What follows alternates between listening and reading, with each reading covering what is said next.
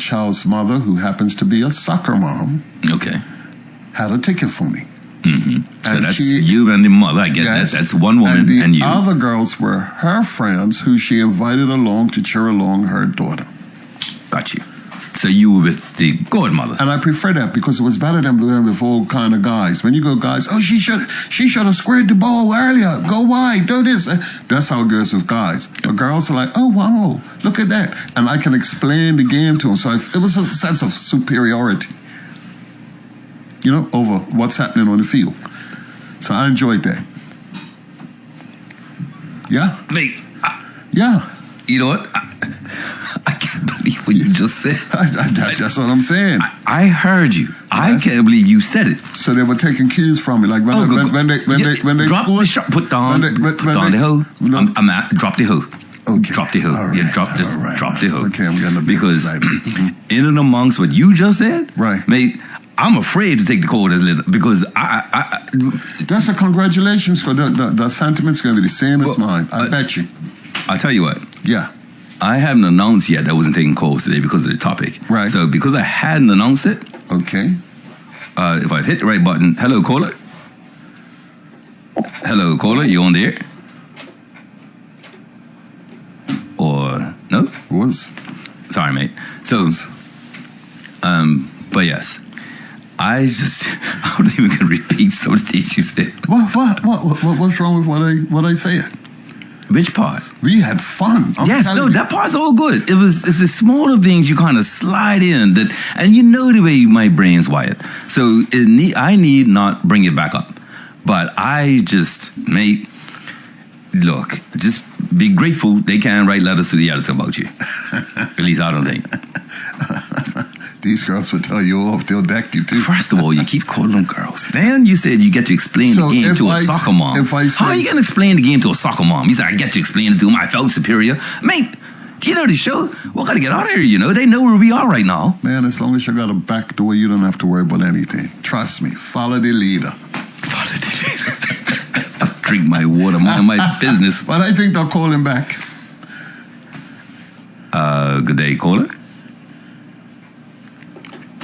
Hello, caller. Maybe I'm hitting the wrong button. I don't know, mate. So yeah, I think you should probably not have me take calls because I don't know the abuse you're likely to face today, and you need not get more attention. As it is, you travel with 5 women. Yeah. You were the one saying 4's not enough, 5's not enough. Yes. You laugh. You explaining the game to people who go to every other game to support the daughter. But am I hitting the wrong button, Billy? I don't know. Caller? I don't know what's going on, man. You know what? Something must be wrong with the lines. Something. Yeah, we'll run with that line. Okay. Yeah, there's something wrong with the line. No, really. Yes. As you were out this weekend, did anybody speak to you about last? I was going to leave this one on. Should we try this one more time? Yeah. Hello, caller? Yeah, you comes off the line, man. Not to worry. How you doing? You got me now? I got you. Good. Yeah, I was talking to myself for a little while there. Oh, man. Okay. Nothing wrong with that. As long as you didn't disagree. No problem. I was there laughing at you guys. You told me the ladies will beat you up, but really. Yes. But, I know a few ladies that know really, right? And be careful now. Easy. No. Shh. Let me turn this mic off. Hold on. Be careful now. No, let me tell you something. He's apparently a nice guy, likable guy to women. And some guys are like that, and it's nothing to do with being sexual or whatever. Thank you very much, yes. A nice guy, right? He is a nice guy, yes. So, not all of us are not so nice when we talk to each other. And women don't understand that, see. They don't understand that English. That's what I'm getting at. So don't worry, that will beat you up anyway, especially when they like a person. They're going to defend them even when and that's what's happening. You should see their eyes glitter when they talk about him. You need to leave him alone. And I'm like... Hey, but you did it. They'll really swapping you up. And that's my point. That's exactly my point. I don't have a problem with it. Yeah, of course not. I want to thank you for that. That's the balance we needed, really. That's the balance we needed here today. I want to thank you. Cool. All right, cool. See? All good. Family. All good. That's All what right. I'm saying. So what happened about, let's talk a little bit about last week, shall we? Okay. Because of last week was informative. I would use another word, precise, with the information. In other words, there was no opinions that were even relevant because it was nothing but facts. When you're reading those statistics, those are facts. You can't go against them, right? Yeah. And it came from a reputable source, very reputable. The government. Exactly. Yeah. So when you're, I'm telling you, a lot of people, I stopped counting the amount of people that have stopped me on the street to say, man, I didn't know. This is information that I've never heard before, but it's the connecting dots. Yeah. You know, we're looking at the history. We've been talking about history from number one show up until now, and it's linking the past with the present. And what we see is a trend that just continues, and that our people are treated a certain way. Yes. And now we're to a point where, and I use the word extinct. We're becoming extinct because our births don't match our deaths. Our deaths are more than our births.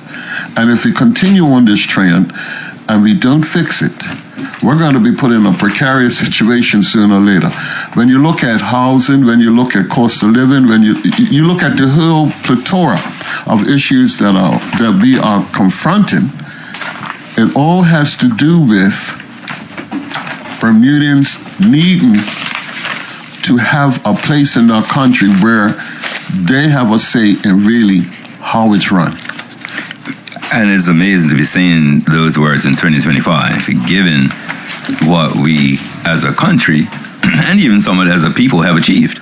Well, we crossed the border. It's 2026. Well, yes, but Yeah. to your point, so what I wanted to do today is put some context, because I got to tell you, it was a lot of information. It was no good information. No. My fear is that, and it's a fear and concern and a stress, that it's so bad, Right. that, well, what can we do about that? We can't do anything about that, and then go along with it, Yeah. right? And I think that the people who've been forced to leave Bermuda for cost of living reasons Yes. have felt nobody's going to do anything about it. Right. The country is fully rich, or the country, I can't make it here, or my children are not going to make it here, or what, and so have left. And in the absence of some radical, direct approach, they would believe we are living in the Bermuda we want to live in. You know, when you couple that with quotes that have said, oh, we want Bermuda to be the jewel of the Atlantic. Sure. In other words, the Monaco of the Atlantic. Yep. What sense of thought does that give you? It gives you a sense that, hey, if you don't fit in, bye-bye. You're left with no other choice but to leave. Mm-hmm. Who wants to live where they're living to pay bills? That's it. And still falling behind. Well, see, no, that's the difference. Mm-hmm. They aren't living to pay bills. They are living to pay the bill of the country, because that's the design of the system. Yes. There were a couple of things that I didn't finish off last week. So today is a little different. I'm unlikely to take any calls until at least 3:15, because I do want to really do what I need to do today, and I think it may be technical. It is sobering, somber, and serious, and I sort of need to stay focused. And believe it or not, you'd be surprised how fragile my focus is. It really will tell you. Yeah. Like sometimes if you say, oh, somebody's come by the studio, if they just catch the corner of my eye, I'm going. So that's really takes care of us. So sometimes if you hear a dead air, or if you hear me complain about that, that's what's happened. I'm trying to keep talking to you, because if I look at this other person, I'm going. If any of you remember, there was a couple of times that Willie would say, "Man, I like what you say that again," and I go, "Huh? I can't." Or we even had guests here once, Yes. and they would say, "Repeat that question, Corey. Say that again." And I couldn't. Yes. So, two things I wanted to deal with. Just more data, very quickly though. Sure. One is a paper that came out in 2016. So this is old, right? We were having our census in 2016, but it is the heading Population Trends and Issues in Island Economies. And this is something that's come from the Jersey Policy Forum. Not New Jersey, Jersey Okay. Crown Dependency. And I speak once in a while about Bermuda First, the think tank. Right. This is the kind of stuff a think tank ought to do. Okay. So I'm not going to read the whole article. It's not that long, but I thought I would just read a few highlights because this paper is about overseas territories and crown dependencies and their population trends. So remember, going back almost 10 years Yes. now. But they were discussing the old age dependency and the young dependency that the UK is facing and what Jersey was going to face. Right. So Jersey's population, I'm just going to read some bullet points. Jersey's population have been rising at about 0.9% a year and stands at 100,800, with net migration is going to fall to about 94,000 by 2065. Guernsey, its population has fallen slightly since 2012 and now stands at 62,700, and they think it'll be at 62,500 by 2060. But the dependency ratio will go from 49% to 89%. And what they're concerned with there is maintaining the working population while, I don't want to say this, but this is the kind of stuff you have to deal with, Yes. while the other population is somewhat curtailed. Okay. Okay? Yeah. Alderney, its population, well, it's a really small place, but I'll just read it. That's not worth it. The population is 2,200. So it's 2,300. It's a tiny, tiny. The Isle of Man, its population rose by nearly 11% between 2001 and 2011 to 84,500. And the migration of population are going to remain pretty static until 2035. And then they think it's going to be a raise. Here's what they say about Bermuda. Bermuda's population has fallen since 2009. The latest official figure is 64,900 in 2011. The official projection is for the population to fall to 61,600 by 2020. We did not go that far. Okay. By 2025, I think we were at 63,000. And so the dependency ratio is low, but it's going to rise. The Caymans had rapid population growth. It rose by 49% in the decade between 1991 and 2001. Oh, wow. And then another 32% between 2001 and 2011. And since risen again, so it's now at 58,000 by 2014. Gibraltar's population increased by 17% between 2001 and 2012 to stand at 32,500. Bermuda, we were at 62,000 in 2000 and forecast at 65,000 in 2013. So I've read some stuff that says what our normal thing normally was, but I'm not bringing that here. I'm not bringing more and more data today.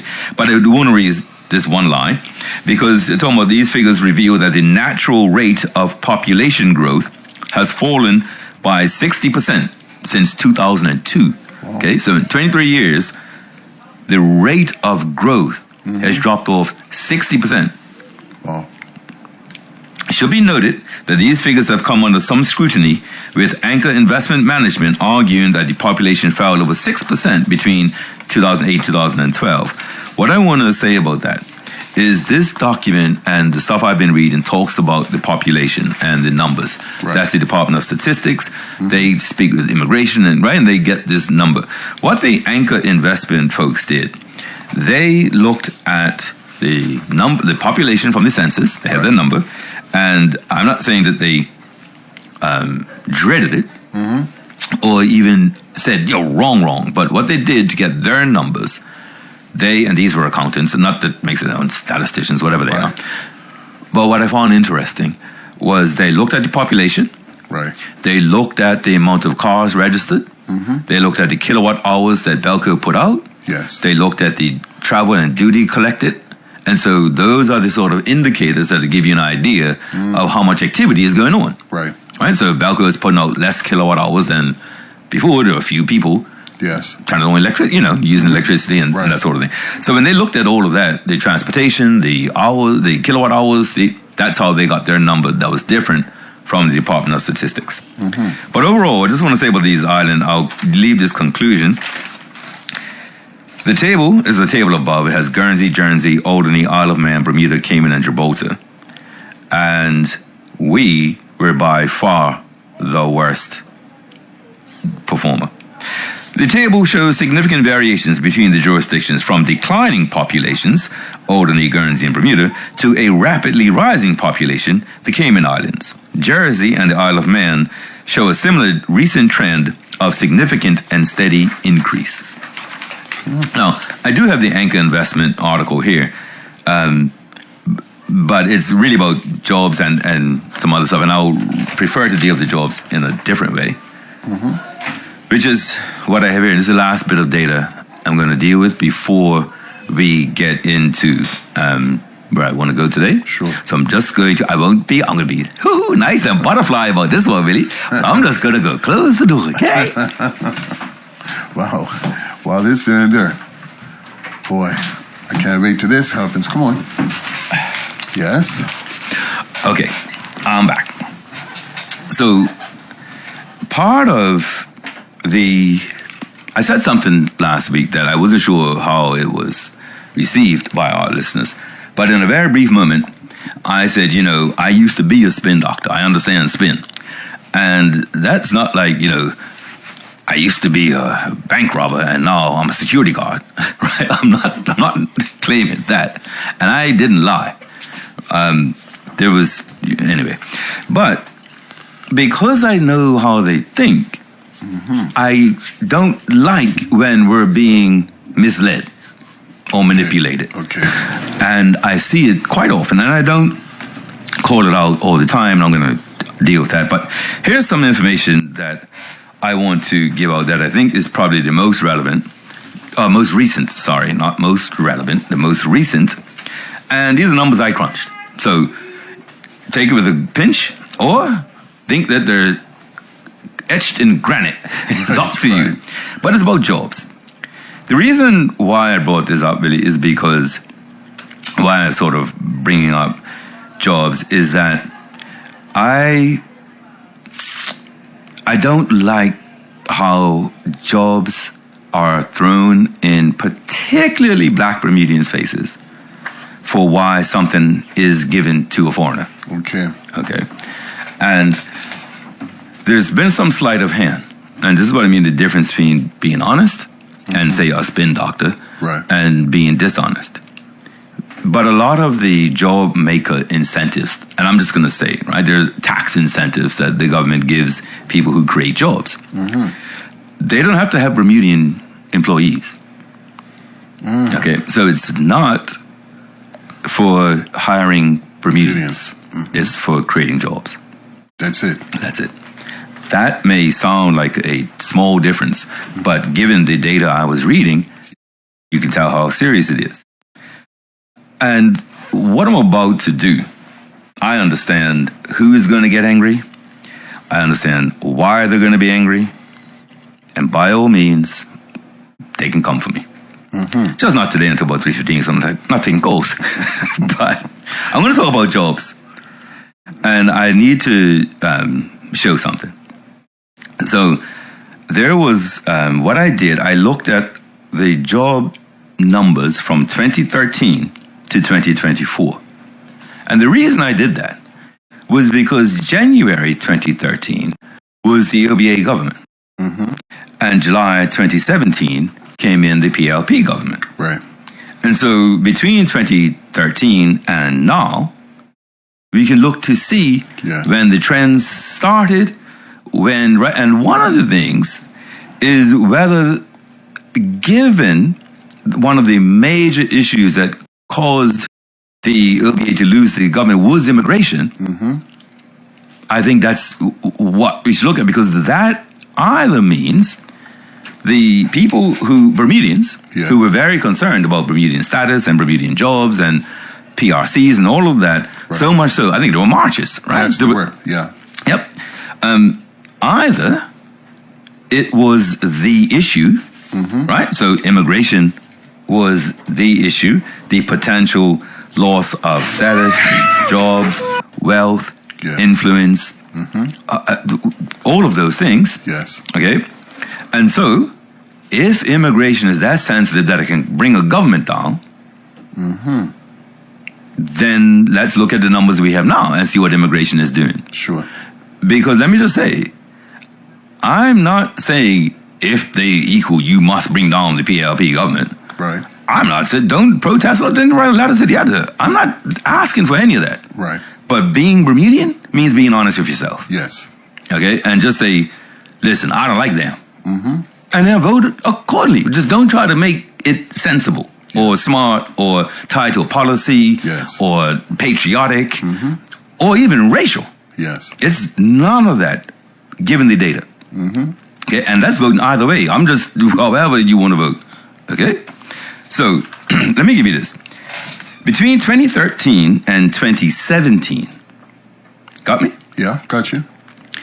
There was a loss of jobs overall in Bermuda.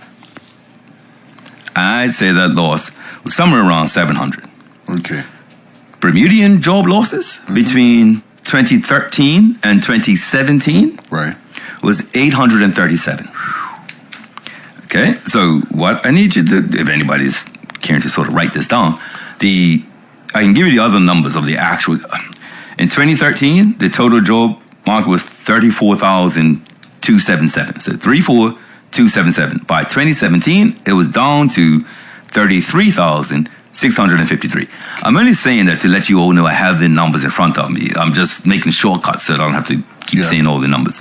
But the Bermudian workforce in 2013 stood at 24,504.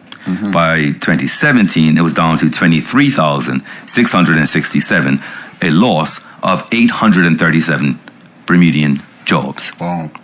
Okay, so I'll use the phrase, under the OBA, Yes. there were 837 fewer Bermudians working from when the OBA came in. Okay. I thought I would look at jobs since COVID. Okay. Okay, and the reason why is because I would imagine most Bermudians, even the most, and I think I'm probably number 2, if not number 1 on the list, pro-Bermudian, right, would have accepted that after COVID, there might have been a need for an influx or a big processing of work permits. Let's just say after COVID, perhaps. Right. So I looked at the jobs between COVID and December 2024. Yes. December 24 is the last numbers we have. Okay. There have been 1,024 new jobs. So it's going up. From 2020 to 2024, there was 32,427 and it's 33,451 now. So just take it from me. Well, I can read them out if you want the actual numbers, but there's 1,024 more jobs in 2024 than there were in 2020. That's good, right? Well, in that time, there have been 1,449 more non-Bermudian job holders. Okay, so what I'm getting at, there are 1,024 new jobs. Right. Okay, and there are 1,449 new non-Bermudian workers here. So I'm not saying it took all the 1,024 jobs, but what I'm getting at is not only the new jobs, right, the new workforce, but some old jobs too. Okay, so between 2020 and 2024, 449 non-Bermudian job holders. In that same period, the number of Bermudians went down 381. Yeah. Between 2020, where there were, at 2020, there was 22,750 Bermudians working. In 2024, there's 22,369. So where are these jobs coming from that the guest workers are getting? Where are they coming from?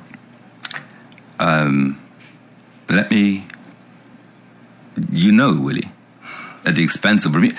I can't read out data that says there were 18 Bermudians who got a job in 2024 and 560 non-Bermudians, and you wonder, there's not new to me where they're coming from. They're coming from us. Yeah. Okay. Well, maybe I should, let me rebrand that, Sure. that question. Is it the sectors, for instance, IB, hospitality? These jobs must be... Let me just see if I brought it with me. Okay.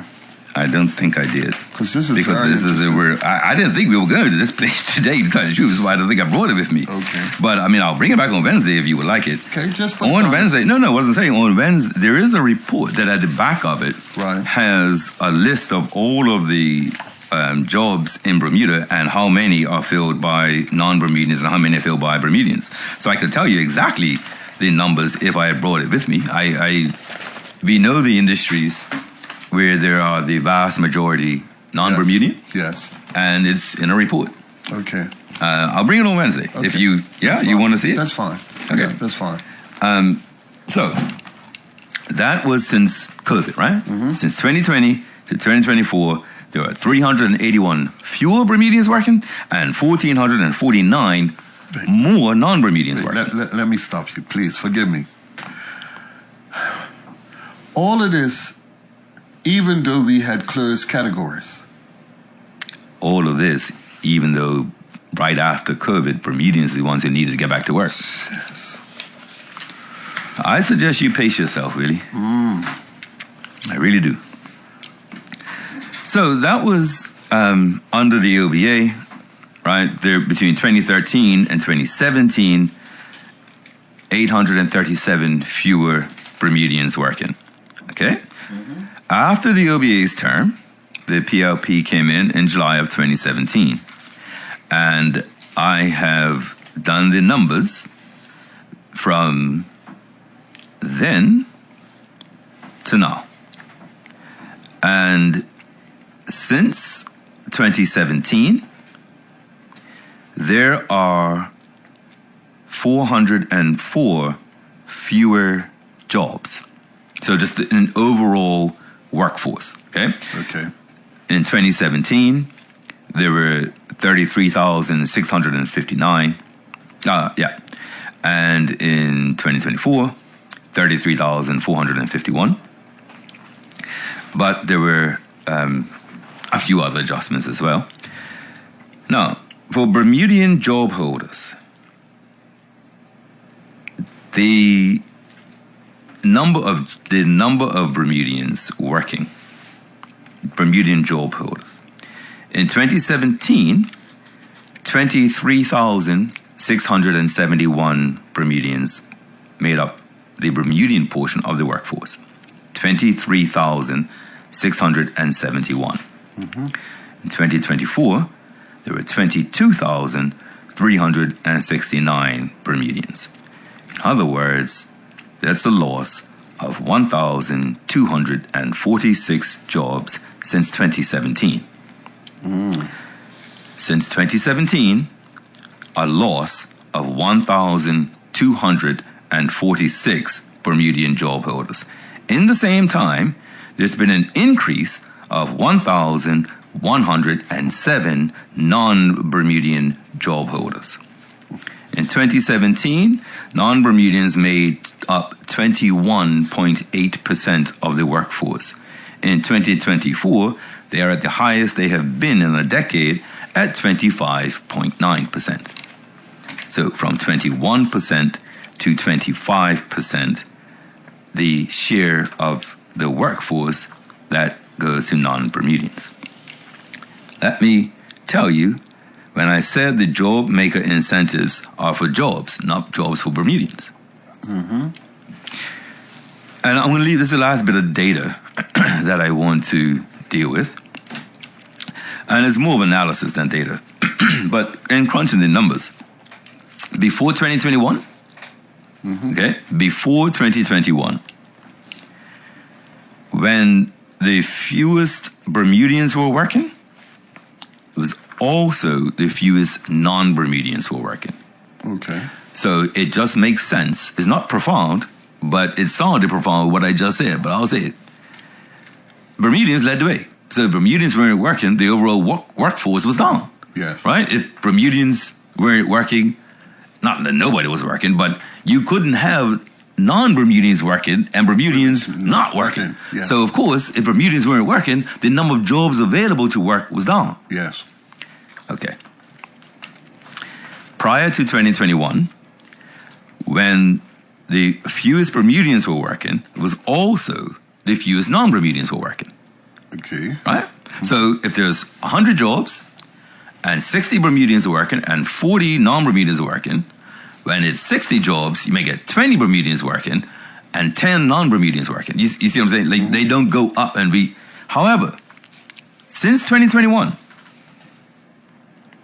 Bermudians have gained 366 jobs. Non-Bermudians, 1,725 jobs. Almost 5 times as many. Wow, no.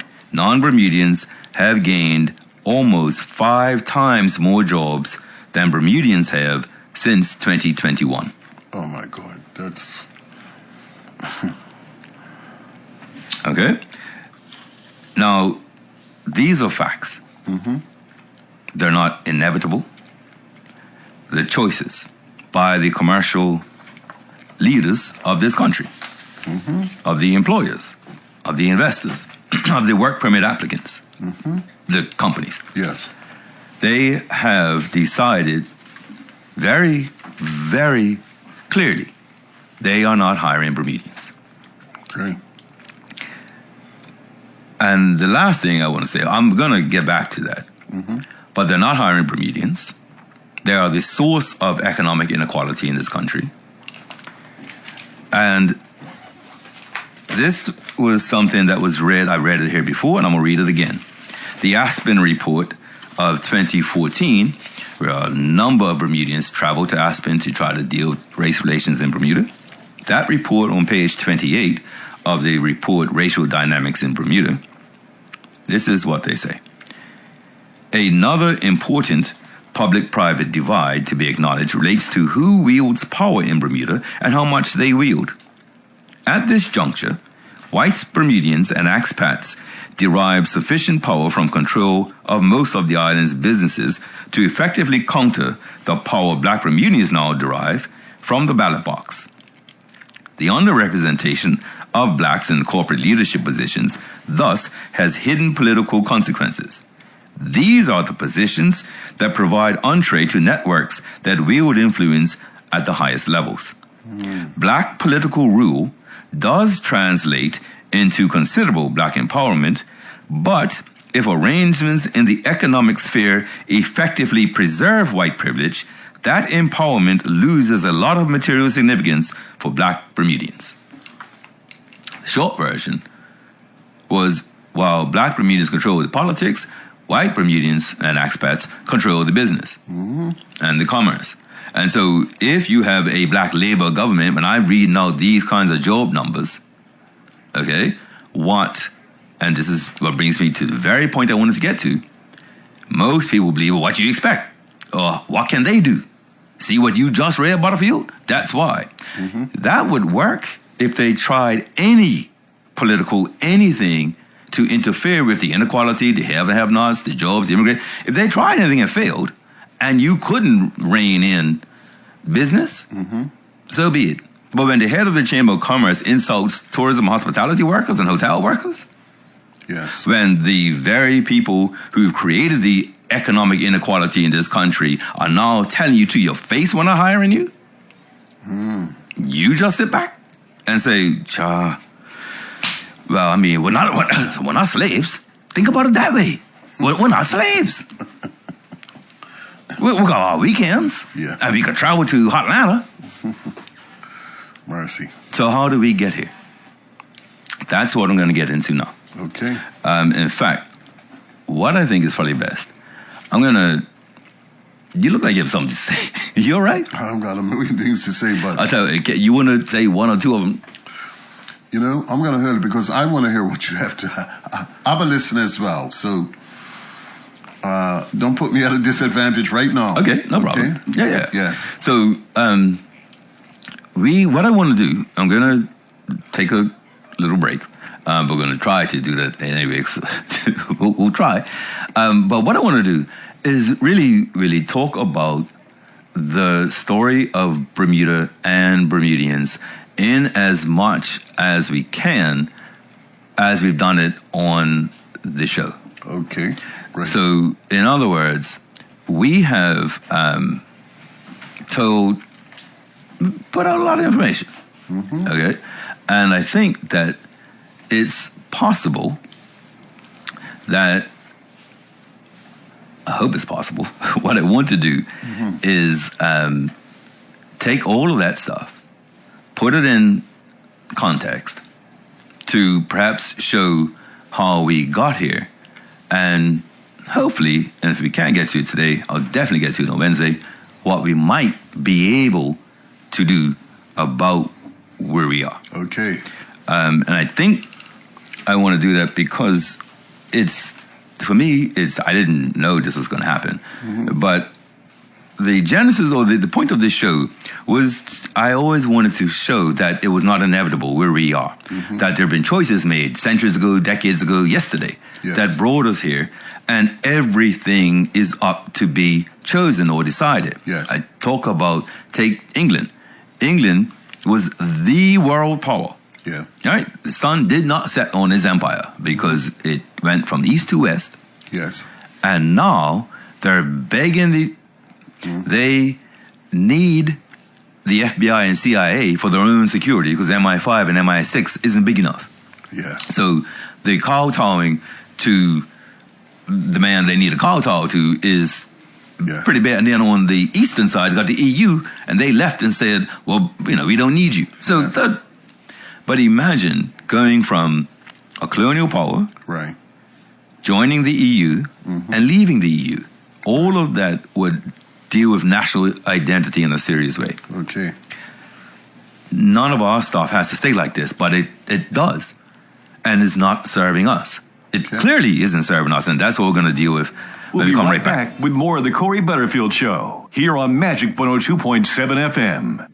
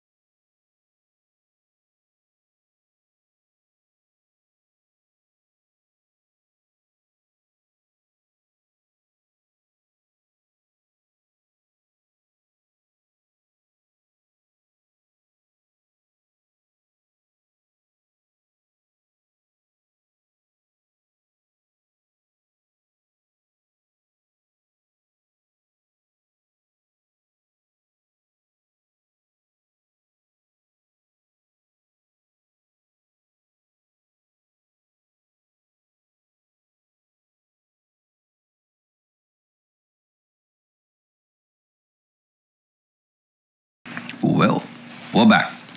Okay, really? So what I would like to do now is to...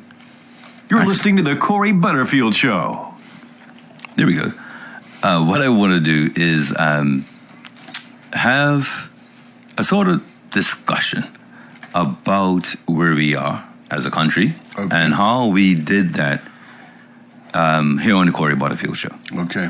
Okay, so this is going to be a bit of a recap of what I would consider the major developments that happened in our history where it decided who we were going to be and where we were even at that moment, and then we carried it on. So I'm going to start right, this is going to sound crazy, but I'm going to start right at the beginning. Because I don't know how many people necessarily would be aware of this history. Okay. And everything that I'm about to say, folks, we have read out here on the show. So I'm not telling you some secret that we didn't have, but I asked myself the question, really, what is the story of Bermudians and Bermuda? Okay. Well, we have to start with one day Bermudez. Okay, one day Bermudez discovered Bermuda sometime between 1505 and 1507, and he was a Spanish sailor who literally had been down with Christopher Columbus and his crew and was making his way back to Spain, took a right too early, discovered Bermuda, were named after Juan. We're going to hear this phrase cognitive dissonance a lot. I'll explain it, but I'm going to bring it up. So, for instance, we are called Bermuda. That's a Spanish word. Yes. Not Edward or Charles, right? And so I doubt many of us even question, how come we got a Spanish name, but we're English colony, and whatever happened? Because we just wrote on and figured, who knows about that? Well, you're talking to the narrative doors. That's why, after Sir George Somers tried to be the Somers Isles, Somers Islands, trying to change it out of Bermuda. So what was happening, that was around 1505, 1507. The first time Bermuda was drawn on a map at all, ever, 1511. So we were placed on a map in 1511, and then we were spoken about quite a bit.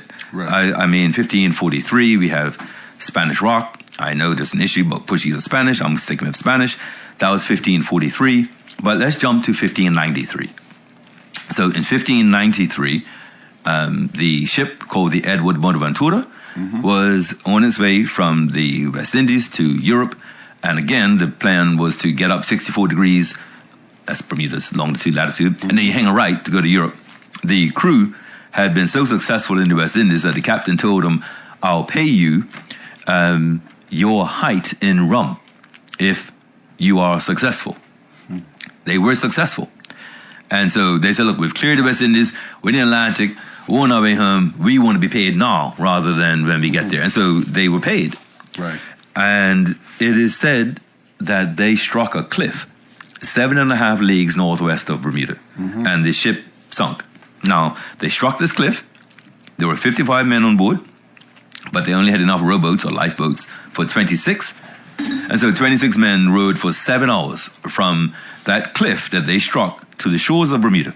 It is determined that that cliff was North Rock. Okay. And we have pictures of North Rock, people standing on North Rock taking pictures, suits. North Rock was about 20, 30 feet above sea level. Oh, wow. But it's been bombed, sea level rise, all sorts. But the reason I'm telling you the story is because the reason I can, the man who wrote that down was named Henry May. Henry May was the only Englishman on board that ship and doesn't understand how and why the captain saved him, but the captain did.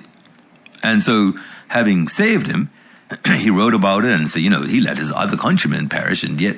So there was a ship that came along, they lit a fire, got the attention, went to Newfoundland, from Newfoundland over to England. That's 1593.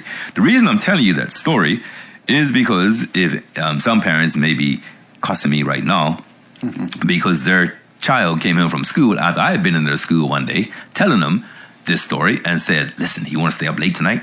Just ask your parents what's the name of the ship on the crest, and they're going to tell you Sea Venture, but they're wrong. It's the Edward Bonaventura. So if you want to stay with your friend's house this weekend, if you want to stay up late, just say, hey, Mom, if I ask you a question, you get it wrong, and blah, Yeah. So the ship on our crest is the Edward Bonaventura. Okay. It is not the Sea Venture. And crazy enough, if somebody pulls it up right now, just go on Google if you're already there and type in crest of Bermuda, Bermuda's crest or something, you will see a ship striking a cliff. You will not see a ship hitting the reefs which is what the Sea Venture was driven. Anyway, you won't see that. You see a ship hitting a cliff. Yes. So the ship on our crest is the Edward Bonaventura, and Bermuda historians believe it's because that story predates the story I'm about to tell, Sir George Somers. Right. So Sir George Somers was 1609, but we have a lot of Spanish presence that we found here in 1593, again in 1603, and so the Spanish would probably claim, "What are you trying to? Hey, what been here? What you talking about?" And so that's why they put the Edward Bonaventura rather than the Sea Venture. Okay. So 1593, that goes on, and then 1603. Captain Ramirez, his ship was injured, kind of limped into the area to make repairs. Two things. Number one, when Ramirez came, he actually sailed around the whole country, and so we have a map that Ramirez drew of Bermuda back in 1603. Number two, to get the wood to make the repairs on the ship, they sent their slave crew ashore. His name was Venturia, and we have a ferry named in his honor. So Venturia, we say, was the first African that we know of recorded to step foot on Bermuda shores. Yes. The interesting thing was, even when Henry May arrived, they found crosses nailed to trees, fig and olive trees that had been planted with mature fruit. Oh. So the Spanish had been here. Yes. Where Venturia went, with his lantern, and it was night, Cahals surrounded him because Cahals were nocturnal. They had no predators, and so they were attracted to the light. Between Venturia's screams and the Cahal screeches, the crew clambered ashore, saw Venturia surrounded by Cahals, and so we have a ferry named after Venturia. That carried us pretty much until 1609. Okay. And then we have Sir George Somers, and I don't really need to get Sir George Somers. Yeah. All right. We'll do it properly. England was very jealous. Yes. They saw the Dutch and the Spanish and even the French all around the Atlantic doing, as we like to say, our thing. And so, if you remember King James, he was the one who wanted to divorce and didn't want Catholicism and establish the Church of England. And they saw Catholicism being spread all over the West Indies and East Indies, and so they wanted the Anglicans. So the largest fleet ever assembled was assembled in 1609 to go save Virginia, because they had been to Virginia and they were failing. The Indians, the stakeholder, were killing them for fun. And so they decided we either need to go for it or abandon it, and they were going to go for it. So the largest fleet ever assembled in English history was assembled, and they left England around the 24th of June. Around the 16th of July, they hit a storm, scattered the fleet. On board the flagship Sea Venture, so the Sea Venture was the ship leading the fleet, was the man who was going to be governor of Virginia when they got there, Thomas Gates, and the head of the whole fleet, Admiral Bailey, no, I'm just joking, Admiral Sir George Somers. And so they wanted Sea Venture. They came to Bermuda and wrecked in reefs just outside sort of what we call Fort St. Catherine's Fort now, but that's Gates Bay Beach, and so maybe 150 yards from the beach. Yeah. I got you. Okay. So that's George Somers. They go to Virginia, save Virginia, and they get back to England around February 1611. Yes. That story in February 1611 about what happened, because you think there's one ship they never heard. Everybody left in June. They haven't heard anything. Right. And then they pop up. Hey, we're here. Maybe we thought you all, what? Where you been? And so they say, well, we ended up on this island that had hogs and cahals and fish and fresh water and eggs and okay, and it was July in Bermuda, really. Wow. You know what July in Bermuda's like. I do. So they brag, and the Bermuda Company is formed by the members of the Virginia Company, and they put together a ship called the Plow. Yes. And they advertise, anybody want to go bury me? Come check me. And so 60 people arrived in Bermuda on board the Plow, as was Bermuda's first governor, Richard Moore. And so the Plow, what I tell people is Bermuda was discovered in between 1505 and 1507 by Juan, that it was settled in 1612 by the Plow and Moore, and colonized in 1684, and I'll get to that in a moment. Okay. But the colonizing probably would be work for 1612 as well, but it wasn't technical colonizing. We didn't become a colony of the United Kingdom until 1684. Yes. Okay, so the Plow brings them in 1612, and folly begins right away. So 1612, they quickly realized they haven't brought anybody who could actually work or want to work, and these people were not happy Right. to be here. So by 1616, the governor ordered someone to go and bring back one enslaved African and one enslaved Indian, plus some other items, as they put it. And so slavery began in Bermuda in 1616. I want to pause one moment here and say, up until now, the class issue was the issue. So the Bermuda Company were a bunch of reprobates. There's just no other way to put it. Right. The people who signed up to come to Bermuda were told they were coming on these terms. Go to Bermuda, you can get an acre to yourself, another half to farm or whatever, Right. and 1 day a week, we need you to work for the company. Okay. That was how they got on the plow in 1612. By 1614, the company was saying, no, you got to work more than what we said before. Let me also say, by 1613, Yes. the people here were calling themselves Bermudian. Yes. So we've been calling ourselves Bermudian from 1613. Yes. And I would imagine back then, the people who lived here called themselves Bermudian, and every English person who came here, stayed, but left, they were English. Yes. So I was Yeah. trying to figure out how they would determine, right, who would be Bermudian and who would be English. Right. My guess, if you lived here, And you weren't leaving. exactly, and that was from 1613, 1614 at the absolute latest. So in terms of the story of Bermudians, Right. it begins 1613. Yes. Okay. Slaves are, or enslaved African and Indian, brought in 1616. And then 1619, something else happened. I'm not sure how many Bermudians or black Bermudians know about this story. But in 1619, two men left Bermuda. These were bad pirates, right? Okay. And they went to go look for prizes. Okay. And they came across a Spanish slave ship, and they killed the crew, and then stole the slaves. Sailed to Bermuda in their two ships. One was the White Lion, and I keep forgetting the other name. And the governor here would not allow all of the enslaved Africans into Bermuda. Right. And so the other ship took the rest to Virginia. And if you Google, anybody who's interested, you want to hear this, if you were to Google the phrase 20 odd Negroes, so not odd like strange, odd like in numbers, how many do you have? Oh, about 10 odd, right? Yes. 20 odd Negroes, that is as far as the stories of the hunter, we tell the lion Yes, and the hunter. In terms of the hunter, the African presence in America began in 1619 with those 20 odd Negroes Yes. that the Bermuda governor didn't allow here. So when I talk to Americans, you can't imagine how my conversations go. Like youngsters, your country's a teen. And then the biggest change came in 1621 when the company said everybody is our servant Yes. and there is no private property. So the company took all the land and the labor of all the Bermudians. So they changed up on the original contract. Exactly, and made them all indentured. Black people still slaves. Let me don't get it right. twisted. Right. Okay, so I'll bring out something about that. But I'm doing that because I think it's important to see how this began. Okay, so it began with a plan to exploit Bermuda, and in fact, the plow Yes. had all kinds of seedlings because there were certain crops that England wanted. Right. And so they were supposed to grow these crops to send them back. Yeah. In other words, we were just going to be a plantation. Like an incubator.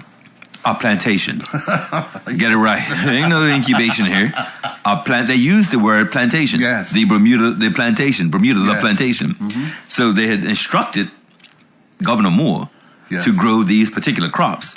And silk was one of the big ones. They thought Okay. silk spiders and silk would do a big thing in England. And so that was the plan. Right. Commercial. It's not about how you lived here and if you lived here and even if you had a good life here. No quality of life. Right. This was the plantation. And as a result, anything that you sold to the Bermuda Company, and anything you bought from the Bermuda Company. Boy. That was how things were run. That ain't the same now, ain't it? That's how things were run. Now, that's the structure or infrastructure of the company. In terms of Bermudians, Right.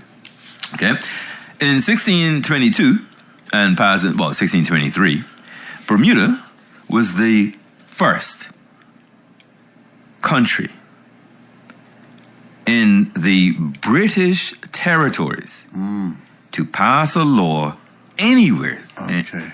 that controlled black people. Yes. It was called an act to restrain the insolences of the Negroes. Wandering abroad. No, Billy. No. You are being a bit primary there.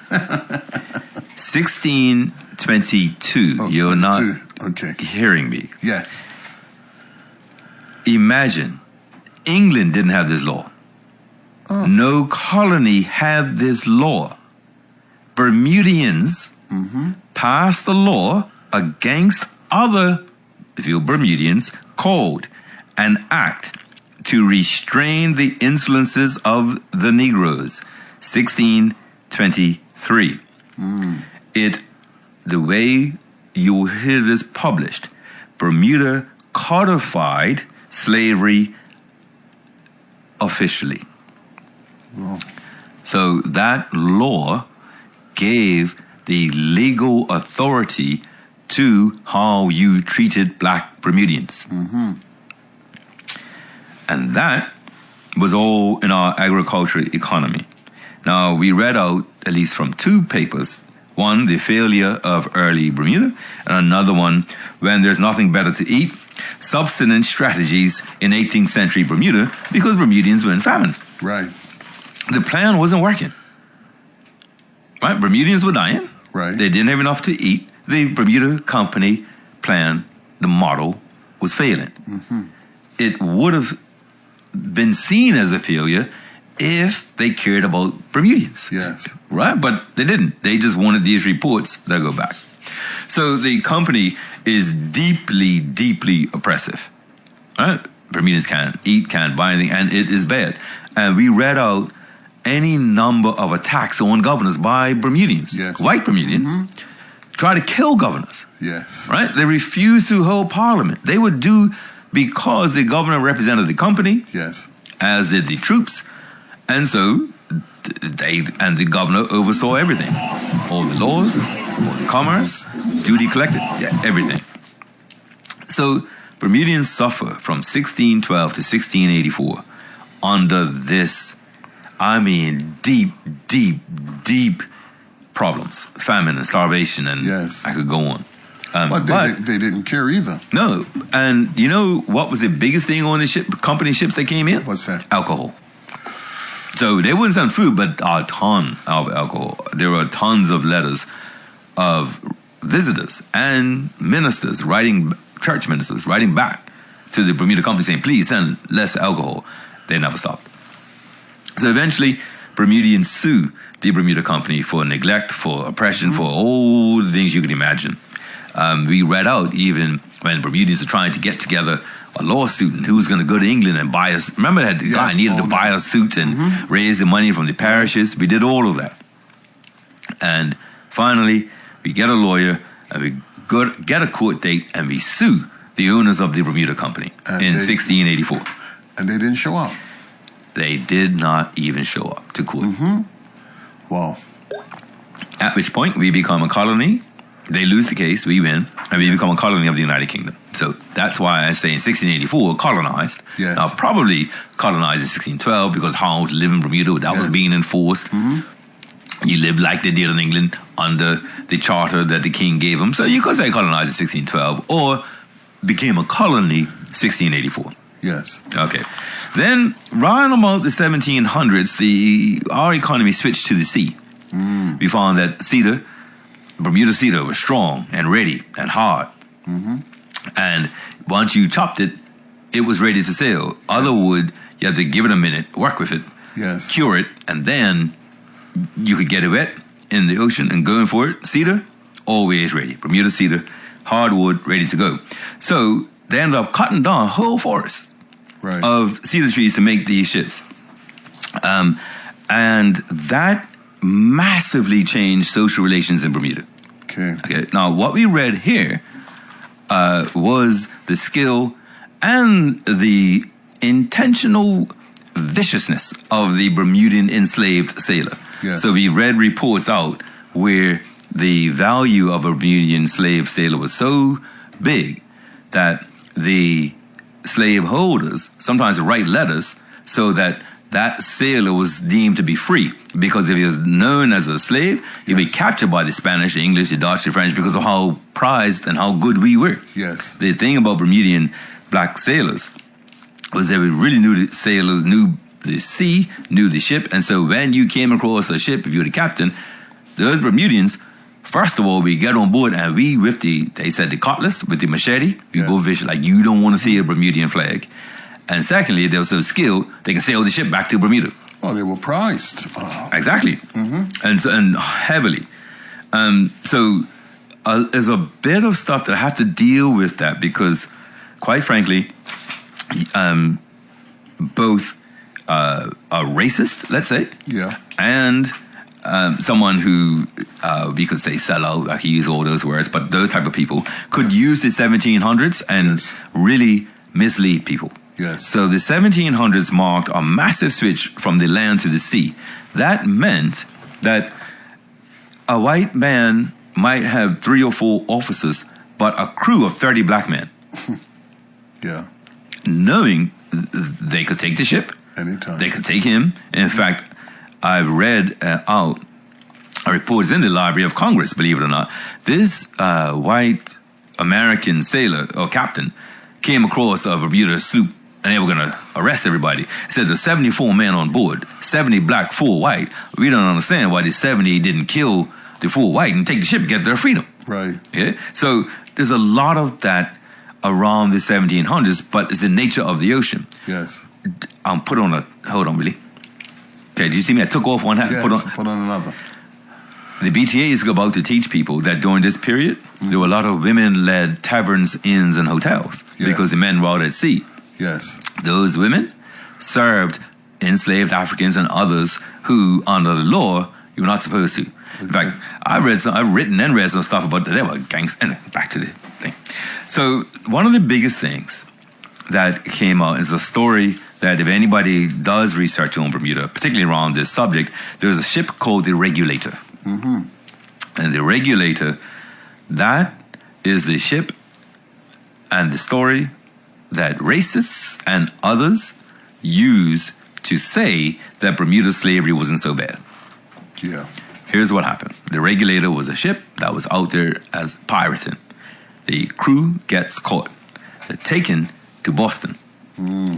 And in Boston, they are offered their freedom because Boston's constitution was a bit more liberal than all the other states. Right. And every last one of them said, no, we don't want our freedom. We want to go back. And this, are you crazy? No. And they said, yeah. We'll go back, marry me. And they said, no. You're going to the slave auctions in Jamaica. No, you can stay here. Or you go to Jamaica. And the fellas like, all right, we'll go to Jamaica.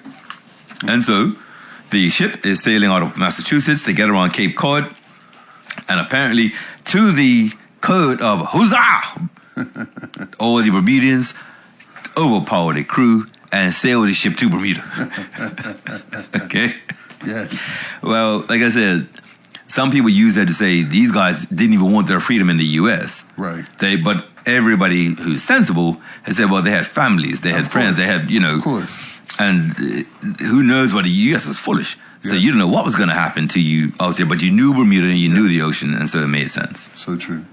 Okay, so then by the 1790s, I was reading where there were complaints, letters to the editor and things written because the slaves' balls were on par with the slaveholders. So black Bermudians were partying better than white Bermudians. Right. They were talking about the gongs they wear, and there was turkeys and wine and whiskey and brandy and fowl and hog and all night and 2 or 3 times a week.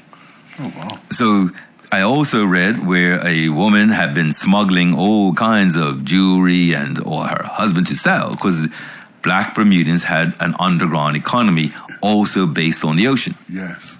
So what happened you ended up at a point where sometimes black men were the only men on the ship doing the work for the ship owner or the company owner, which meant black men were all around the Caribbean speaking different languages, knowing the value of stuff, trading, buying, not just for the white Bermudian, but for black Bermudians in their own economy as well.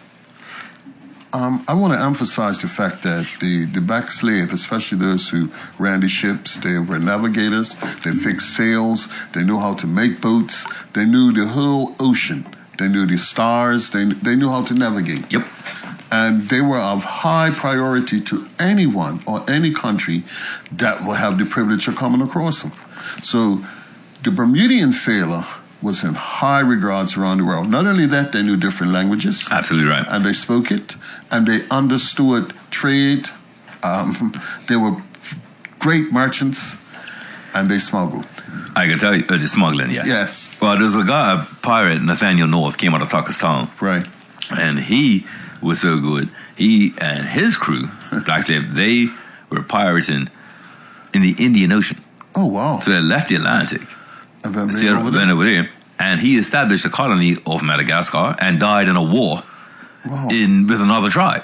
Wow. But he had struck a deal with the Spanish and the English and the Dutch to say, while he's in the Atlantic, he won't touch their ships. And so they let him a free passage between Bermuda and Madagascar. Yes. Because he wouldn't touch the European ships. Look how far he went, though. I'm telling you. That's why I said we're strong as a people. Yeah, I went Cabo for my birthday. So he would have to go around the tip of Africa. The horn. You see what I'm saying here? Wow. Deep.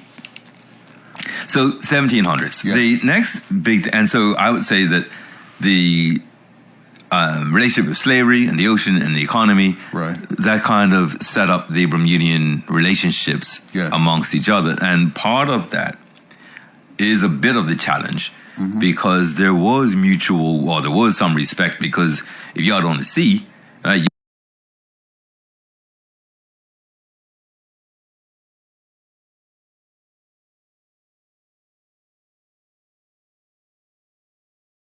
to be some mutual understanding, but that's the heinousness of slavery.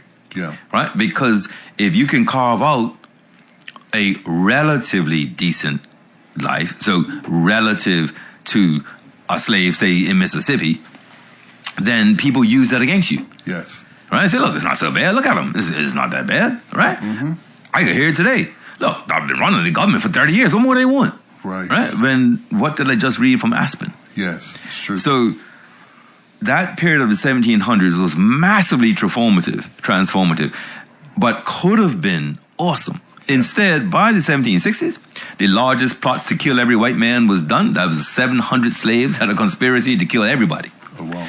The banishment happened a lot in the 1700s, where free black Bermudians were banished out of the country. And so where they were creating generational wealth, our generation that had that wealth at that time was banished. So we didn't have the growing like we have, like they were able to do, right? To continue. So by 1840 something, they're taking money from England and starting stuff, and we weren't there.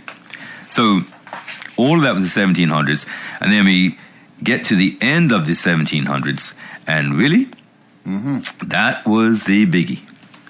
Because in terms of the story of Bermuda, there couldn't have been anything that happened this scale until this happened. Okay. And so I'm going to say this, and I'm going to give you your giggle, because I know you're going to want to giggle. Oh, yeah. The gunpowder plot. Oh, yeah, one of my favorite stories. Yeah, really like that one. Exactly. So let's deal with that. Yes. The gunpowder plot, let's just get right to it. We read out a letter from George Washington. Yes. George Washington says, I understand you guys have got some gunpowder over there under a very feeble guard, and we know that just like us, the burning fire of independence is sitting in your chest. Yes. There probably could not have been a more treacherous act than the gunpowder plot. So, for those who may not be aware, the Bermudians and the governor were at a serious impasse. Yes. such that the governor called Parliament, much like the governor can today, like prorogue or Yes. call Parliament, and he did, and Bermudians just didn't show up. We just said no and didn't have Parliament. Yeah. And he would write back to England and say, like, these people don't pay me any mind. They're not listening. And so he was very much on it. Yes. We, Bermudians, were writing to the governor. I'm writing to England saying, yo, we are starving. Like, Yes. send us food Yes. now. Like, right now. And we found out that the governor was writing to the king saying, they got plenty of food here. In fact, they got more food than they could eat and either sell. Yes. So England didn't send any food. Bermudians then said, listen, I don't think you're paying attention. If we have to go to the Continental Congress, then we will. Yes. The Continental Congress was what we will now call the U.S. Congress. And so we even wrote, and I actually love that part because I'm more like the guy like, hey, if you do this, this is going to be the consequence. You do it, and then the consequence comes. Like, I have no problems with that. Yeah. The sneak attack, I don't really like all of that. So we wrote to England. We're going to have to go to them, and if we do, like, who knows what they're going to ask for? That's right. Now, we're going to give it because we're hungry. No reply. No reply. So the gunpowder, no, let me just say, at this same time, we were exporting onions. So the national interest of is the country starving? Right. Which really, that's the only question. But England wouldn't just send us anything, Wouldn't send us nothing. and they didn't. So famine, starvation, wrote to the UK, they wouldn't answer us. The governor said, we got more than enough. So the Tucker family contacted the US, the Americans, Yes. who at the time, this is 1774, Yes. they are gearing up for war. And they got some gunpowder from Bermuda. Not quite sure how. But then the governor wrote to the king and said, man, we're going to have Parliament. Because he called Parliament. And Bermuda said, you know what, Papa? We'll have Parliament. We'll come down and we'll have Parliament. So they had Parliament that day. And the governor went to bed satisfied that they held Parliament. But what happened mysteriously? At somehow, one, Late in the midnight hour. the roof of the and the building Yes. was solid, but the roof was not. And so they got into the gunpowder cellar, opened the door from the inside, and according to the governor's words, it had to be Negroes and white Bermudians because the labor required the Negroes, but the knowledge and the bravery to do it, the courage, had to come from white Bermudians. So, black and white Bermudians get the gunpowder to America. A partnership that works. The last thing really about the 1700s Yeah. was Hamilton was established in 1797. Okay. And if anybody sees their Latin on the seal, it is sparsa, collegiate sparsa, but gathering the scattered. So making a commercial center in Hamilton. So these are the kinds of things that, when I talk about being Bermudian, Yes. these are the things that impacted Bermudians, even if they didn't participate. So you didn't have to participate in the gunpowder plot, but if England was vexed enough and they came to Yes. blow up the country or declare war and take it over, you would have been caught up in it. Yes. Or you may hate Americans and think, how could we bloody be helping them Yes. against the mother country? Yes. And so, but you were still caught up in it. Yes. If you were black or white, slavery was a real thing here. Gotcha. See what I'm going at? When the Bermuda Company was starving you out, that lawsuit Yes. got rid of them. Okay? But I should have said nothing changed. The oppression didn't change when the Bermuda Company left. I wanted to say this. As you look at the gunpowder plot, right? There was a major influence by certain elite families in Bermuda. The Tuckers. Now, we need to keep our eye on the Tuckers throughout history. Yes, sir. I will make a note then if you say so. Yes. Tucker. Okay. Then Hamilton becomes the capital of Bermuda in 1815. Okay, so it becomes a city in 1797, Yes. capital 1815. Yes. 1834, emancipation. Yes. So you now have the major change in relationships between Bermudians. Yeah. Right? There's been no other change of this level. black people can buy freedom. We told a story about Black Mole, a lady who was sentenced to be the executioner to kill the man, had an unnatural act. Yes. Right? So, but emancipation, again, maybe if you liked slavery, it was going to come to an end. Yes. If you hated it, it was going to come to an end. Yes. And it was imposed by England. So the time frame had nothing to do with Bermudians. Right. Okay, but that was massive. We read from James E. Smith's book, Why Did Slavery Persist?, to find out 80% of white households kept slaves in Bermuda. Yes. And so 1833, the act passed, and everybody knows, come August 1st, 1834, emancipation. Emancipation was never going to be freedom. It's emancipation from slavery. Yes. I realize there's a distinct difference between emancipation from slavery and freedom. Yes. Big difference. Well, good Governor Reed comes in 1839. He looks at Bermuda and goes, you people are going to starve, particularly you white Bermudians. You think working with the soil is slave work or bad work, you're going to die out because you think your money is going to save you. Right. You think your money is going to save you. You need to work properly. Yes. They've been here from 1612. Really? What happened when the slaves arrived? You like this part. Let's tell them what happened.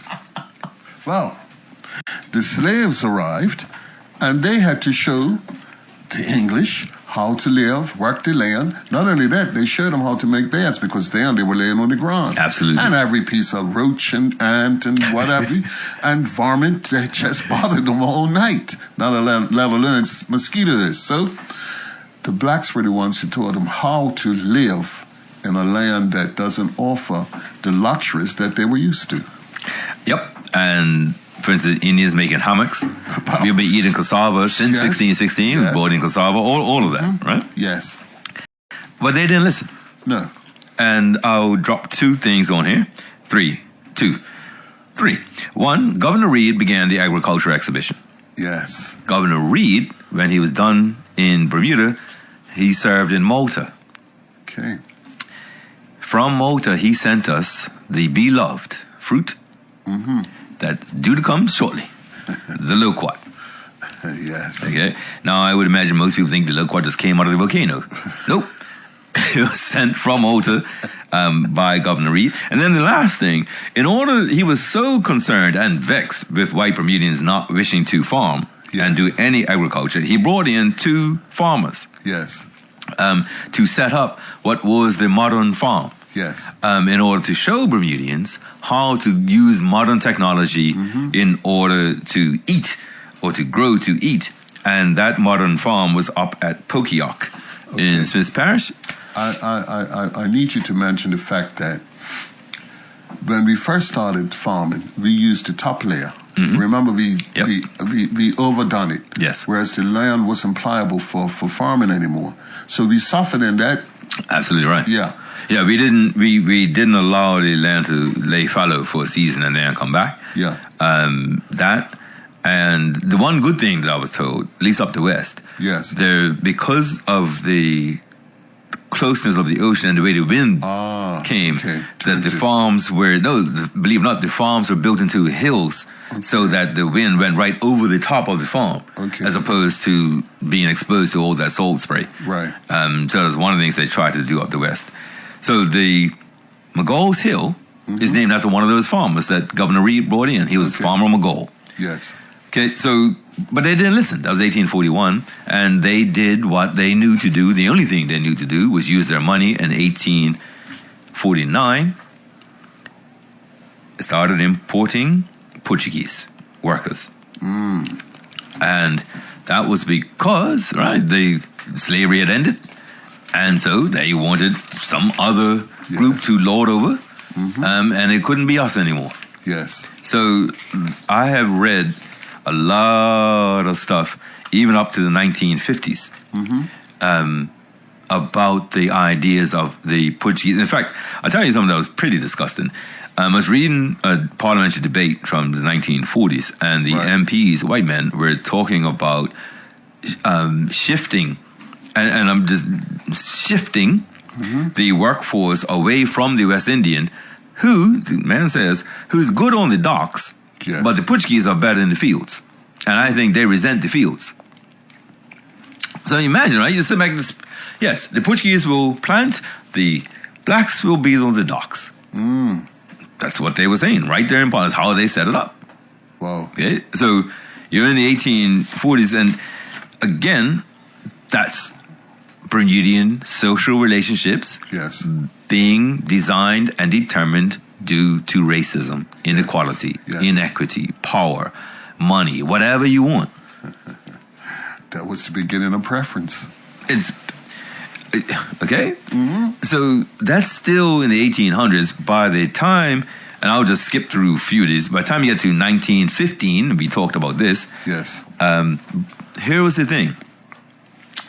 We had black MCPs by then. Yes. And there was World War I was underway, and the governor had a message from the king, had a message from the blah, blah, blah. Hey, would you guys implement daylight savings? Right. And I got to tell you, maybe that debate ought to be enshrined somewhere on the walls of Parliament. Because the MPs, and I need to stress this, they were all independent. Okay? So there was no government going to the House with this bill and the majority of the votes knowing, God, we've got to be here until 6 o'clock. Just give us what our votes. Yeah. They didn't know. But it was daylight savings, and it was from the governor while at war. Surely we would have agreed. Yes. No, we didn't. And July, it was like 20-2. No way, we're not doing daylight savings. And the answer Yes. was the impact on Bermudians. Yes. So the MPs were saying, listen, I have guys who walk from Somerset Bridge to Dockyard to work. They already have to leave home at 5 to get there by 7. Yeah. You want to leave home at 4 Yes. to get there, right? And it was always talk about mothers and their children and daylight savings, right? Yes. But then, by the following April, I think the Germans had been quite successful in the Atlantic, and we saw things a little differently, Yes. and so agreed to daylight savings. You know, I think we sped up a little further. We were talking. I think it was. I could be wrong. 1870 when we talked about the Great Hurricane. Yes. And how we responded to it. True. And even to today, the camaraderie goes right across the board. It doesn't matter if you're white, black, Indian. It doesn't matter. We all respond to that. I'm glad you brought that up. You're right. I should have remembered that, because that is one of our cultural elements that seems to be concrete. Yeah, it is. You know. So yes, the social nature. I guess when we're left to our own devices. You know what I notice? And the Royal Gazette does a good job with it too, right? Is that when it's a hurricane, like as soon as the morning breaks, you know, we find different people out and they're looking around to see what damage or where they can help and what have you. And the Royal Gazette always has a photographer who goes around and shows the damage, and it's very informative. But we care for each other. Yes, we do. And it comes from then. That hurricane that you had talked about before, it was significant. It blew. We changed our Construction, exactly architecture. as a result of it. Absolutely. You know? So really speaking about a hurricane that afterwards it knocked down, they go 200 houses in St. George's, something like that. And afterwards, you had 3 years to rebuild a house, and it had to be rebuilt in stone. And if you did not, the government was going to seize your land and put a stone house there. Yes. So you're right. So daylight savings, I would say, was being Bermudian against Yes. the military goals and interests. But it was the mother country. And we still said, later for you. Yes. Right? Yes. Okay. But in terms of being Bermudian, Yes. now 6 years later, Right. right? The war ends 1919. Okay. And Bermudian politicians are terrified about making money and thinking we're going to starve or die, and what can we do? Yes. So they realized that Bermuda had been bumbling along since about the 1840s, Okay. sort of running along with some tourists. Yes. And tourists would come in. And, you know, it was cool. Mark Twain, one of the more famous ones, by 1902, I think he wrote, you can go to heaven if you want, but I'm going to go to Bermuda, something yes, like that. yes. He was also the one, we had brought in, or someone brought in a van, like a vehicle, automobile. Yes. He said, I'm going to tell all my friends not to come here if you allow that. And so we Okay. said, hey man, Mark Twain said no cars. Yes. And we did it. But we start with 1920, terrified. And think, what are we going to do? the government decided mass tourism. That was the answer. Yes. So a group of them left Bermuda and went to go find a ship that will bring tourists to Bermuda. And they failed. They came back home and said, we tried. Yes. Didn't work. And then they went out again and went to Canada and went to Ontario and New York and all over. And then, make a long story short, that's where they found Furnace Withy. And Furnace Withy was a company that was given, strictly speaking, purchased Town, 500 acres in Town.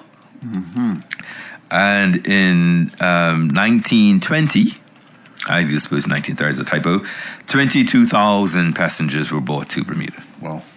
And prior to that, we were happy with maybe 5,000 or 6,000. Furnace Withy exploited what they were given, and they built hotels all over the place, St. George's, Hamilton.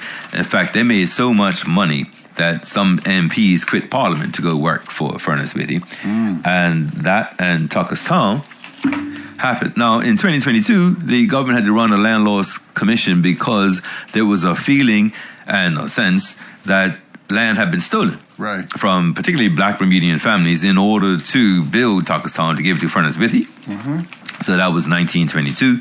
And that, to this day, is likely the largest, outside from slavery, the largest, the most divisive, I would say, racial issue in the country. Right. Tucker's Town, I can't think of anything that, we're a century on and still discussing it. You know what I mean? Yeah, I got you. Yeah. And so that's part of it. And then by the 1950s, things step up. Yes. Okay. E.T. Richards is the MCP, and we have something called the Hotel Keepers Act. Yes. And if you read some of the entertainment in Bermuda stuff, Hubert Smith, Sarah Vaughan, any number of people came in to perform and couldn't even enter the place where they were performing. They couldn't be entertained or dined or whatnot. So the Hotel Keepers Act and the issue, in fact, I think I have it here, was E.T. Richards. He was in Parliament and he said that, we need to abolish or repeal the Hotel Keepers Act because it allows segregation right on the doorstep, and it's just not good. And he brought up the examples of artists who could entertain them but couldn't sleep there or couldn't eat there. And so E.T. Richards was pretty serious. But he got pushback. And so where he wanted to repeal, the Parliament voted to set up a select committee instead, and it was set up in 1953. Now, the group in charge of tourism and in charge of Bermuda's whole economy really was the Trade Development Board. Right. They wrote and said, ready? Yes. Although changes in the wind, too swift an end to Bermuda's quiet policy of racial segregation would undermine decades of building up an aesthetic around white racial values. Do I need to repeat it? You got that? Yeah, I got it. Okay. So they were going to end segregation because of the intentional building up of a look in Bermuda, an aesthetic around, as it says, white racial values. Okay? Yeah. So they had a select committee instead. And then the Trade Development Board wrote to that committee. We must be careful to keep our reforms in line with the generally accepted conditions of the countries from which we get a majority of our visitors. So the social condition here should be like that in the countries from where the visitors come from. Yes. That was what they said. And then Henry Tucker, the same man against income tax, who wanted income tax, who said we're going to have this problem, says the American visitors do not expect anything but what they find. If we should ever attempt to precipitate a change ahead of the opinion of the United States, yes, it will be the surest way to starvation that we know. Note. Yes? The name Tucker comes up again. You got it. Okay. And so in 53 and 55, we're not budging. Okay? And they said, we're not budging because tourists are used to it and this is what we do. And yet, 5 years later, Willie, what happened? The theater boycott in 59. Yes. Okay. So the theater boycott comes. And you might get away with saying that was more than what the protest was for. So the protest was about theaters, cinema, but it opened up hotels and restaurants at the same time. So you could say that part. You know what we should note also is that during that period of time, many Bermudians started to go overseas for higher education. No disrespect, but if you mean black ones, yes. But Bermudians have been traveling for a long time before that. So yes, absolutely right. Yes. So that was 59. Right. And that opens up. I should say something. Let me just make a quick note here to make it somewhat relevant to today. The Hotel Keepers Act said, the politicians and the Trade Development Board and everybody, right? We can change to do something they're not used to. And remember, we were trying to get wealthy America. So it was not like your brethren who you work with, America that he's used to. No. The upper echelon. And I have to say that in 2016, and there may be somebody else who will have another act and they'll do a whole thesis on it. I don't know it like that. But in 2016, Bermuda passed legislation that I think might have been the proactive actual enhancement of hospitality and tourism in Bermuda for a non-white entity. Okay. So all those words to say that cup match, right? It's now Mary Prince Day, right? That's second day. Right. But it's not a massive change to how we celebrate or what it is. Right. Okay. Carnival, when it began in 2015, yes, Bermuda did not allow liquor to be sold during the hours that the revelers will be enjoying Juve. Yeah, Juve started midnight, 3 a.m., whenever it was. Yes. And in Bermuda, you stopped selling alcohol at 3 a.m., right? Unless you had a members club and somebody could sign in. Yes. The following year, so for the second year of Carnival, a law was passed that made it legal. That law is such that if you're having a multi-day tourism event and the tourism minister gives you the certificate or, you get the agreement of the ministry, right, you can have a liquor license from the day the event begins to the day it ends, as long as it's a tourism event. Okay. That is light years from white racial aesthetic. Juve, yes, I could assure you, is not a white racial aesthetic. So we ought to note that, I don't know, it's progress or just, it might not even be something to think about, but somebody who looks at the tourism industry in Bermuda for their master's or doctorate may look at the Hotel Keepers Act that allowed that discrimination, and then what is definitely a black cultural event has its own special license, or got a license. In fact, they let it go without it. Yes. So you have that.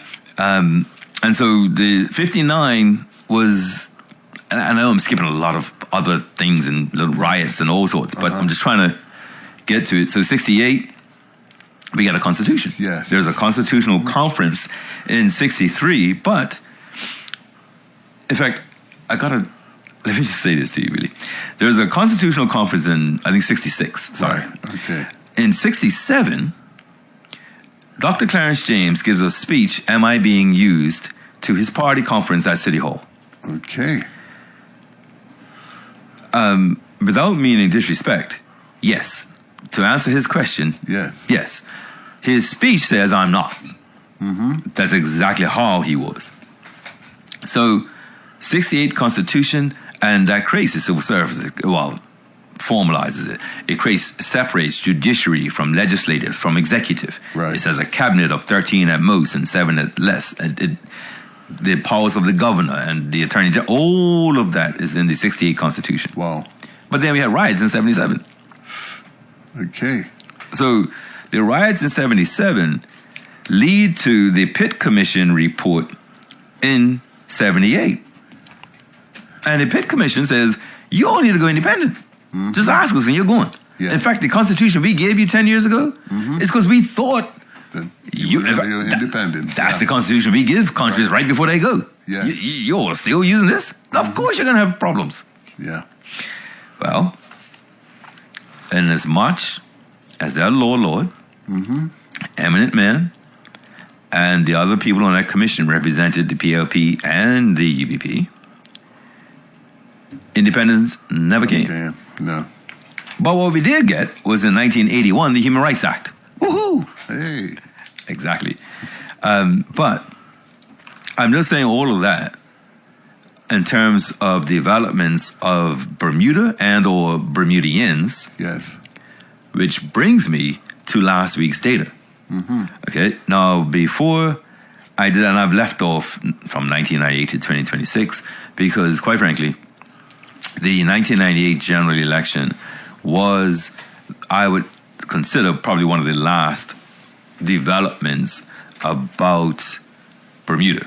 Right. Huge ones. Now there was one that's just below that, and I'm going to bring it up a minute. Okay. But in terms of the major developments in terms of being Bermudian, Yes. we had these external pressures from England, from America. It wasn't really pressure. It was, hey, you're one of us, right? You know, it was that kind of thing. And reacting to the oligarchy Yes. in this country. So and I could name off some other things. 1933, the Attorney General stood up and said, we should never become a democracy. We are an oligarchy. Well. Right? That's 33. I could go on. So what does all this mean? Well, this is what I've been thinking about all weekend. Okay. And I want to explain a bit about me. In fact, a lot about me. And then I think that might help explain a bit about the show. Okay. I got to take a deep breath for this one. Go ahead. Take your time. Okay? All right. So here's the deal. I have loved my country and my people before I knew what it meant. Right. How that happens, I could have 3,000 words go past my eye. Bermuda's going to jump out at me. I'm not joking. And so I knew my grandfather, my father, were just people who were men who were involved. My father and Lionel Simmons up in Sands North, they would tell you about the bullhorn, and Michael Lionel was telling me about this the other day. Right. My grandfather collapsed on a march. And between those two men, by the time you introduced me to Paulu Kamarikafega Roosevelt Brown, I'm obligated to help. Yes. Okay? I just don't know any other way to be. And some of the ways that those older people influenced me, some of it was indirect, and some of it was very much direct upside your head. But as a result of that, I do have a level of care for my people and my country that perhaps is unhealthy. Perhaps, it is not sensible. But if I just read a moment what Paulu says in his autobiography, here's kind of how I live. I learned at a very early age that whatever knowledge I acquire from society does not belong to me. Therefore, my philosophy in life is that we should always give back to society wherever we are, be it Bermuda or some other place in the world. Giving back can be in many forms. For example, teaching, informing the public of their rights, working with them, and volunteer work. And really, it was he Right. who did that, Paulu. I obviously read a lot of stuff. I want to read something from 1937, Marcus Garvey. And I'm pretty sure, sorry. This is no, I'm getting this wrong. I am going to read this out to you. Right. And it's going to sound familiar to you, but I'm going to keep reading. We are going to emancipate ourselves from mental slavery because whilst others might free the body, none but ourselves can free the mind. Mind is your only ruler. It is sovereign. The man who is not able to develop and use his mind is bound to be the slave of the other man who uses his mind, because man is related to man under all circumstances, for good or for ill. If a man is not able to protect himself from the other man, he should use his mind to good advantage. The fool will always carry the heavy burden. The fool will always be crushed without a tear from God or man, because God Almighty never made a fool. God is all wise. When God Almighty made man in his own image and likeness, it wasn't the physical, it was the mind that was like God. Every man represents God in his unitary intelligence. When man abuses that intelligence, he lowers himself. God has given you intelligence to take care of you, and he hasn't repeated himself yet. God was so thoughtful of man and his progeny that he made a variety of things so as to pander to the taste of the atoms that will come after the first. When God made you, he made you masters of the world, not serfs and slaves, but your mind must be developed intelligently. It is your mind that rules the body. You cannot go further than that mind to seek truth and to know truth and to react to truth. That is the only way you will be able to protect your group. The white man is still doing research work with his mind. It has taken him to the bowels of the earth to extract what nature has placed there for him. On that same intelligence, he has gone into heaven. Wow. Garvey. I began in probably fully to get to where I am today, I would say in 1997. Okay. 1997, I came back from law and went back to England, having touched base with, we already knew each other, with now leader Jennifer Smith. Okay. I should say this first about a man. I give any father or older brother or godfather or uncle who's listening to this now, and you have a young man who's away in school, I offer you this. My father had this thing with my brother and I. He would pick us up from the airport, and we would stop at somewhere that sold libations. And those were for any things that we had to have man-to-man talks about. Right? Just before you get into your mom, before your mom's son again and our son, yes. Anything you talked about. And we had some of those man-to-man talks. At one of those places, the late Freddie Wade was there. Okay. Corey, how you doing? I'm fine, Mr. Wade, right? And I said, man, he said, what do you want to do in life? I said, I already know. I want an independent Bermuda. I want to be a cabinet minister in an independent Bermuda for the PLP. Right. And I want to grow a beard. Wow. And he giggled. And he said, well, I'm pretty sure you get law. And the PLP, well, look, you know what we think of you. The beard, I can't help you with. I've not grown a beard yet, really. I don't shave because I'm lazy. But I haven't grown, maybe I'll get the beard. But right. I offer that. I'm telling you, that man, that moment Yes. is important. Right? Because you just don't know. Okay? And if you're a mother, and your son's away in school, and you call them Saturday or Sunday mornings, don't. Yeah. Okay? Call later in the afternoon. You don't make your son answer the phone and you ask where he is and he's got to tell you. Yeah. You don't want that answer. So, in 1998, really, I came back to Bermuda and was excited to, believe it or not, I had one goal. There was a position that I wanted. I wanted to be the public relations officer for constituency 31 for the PLP. Okay. That's it, where I live. I live in that constituency, and I wanted to be that didn't exist, by the way, in case you're wondering. Okay. There was no PRO for a branch. Right. I was listening. I said, okay. My people, Yes. my parish.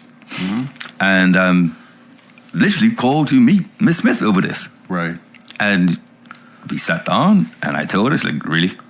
I'm telling you.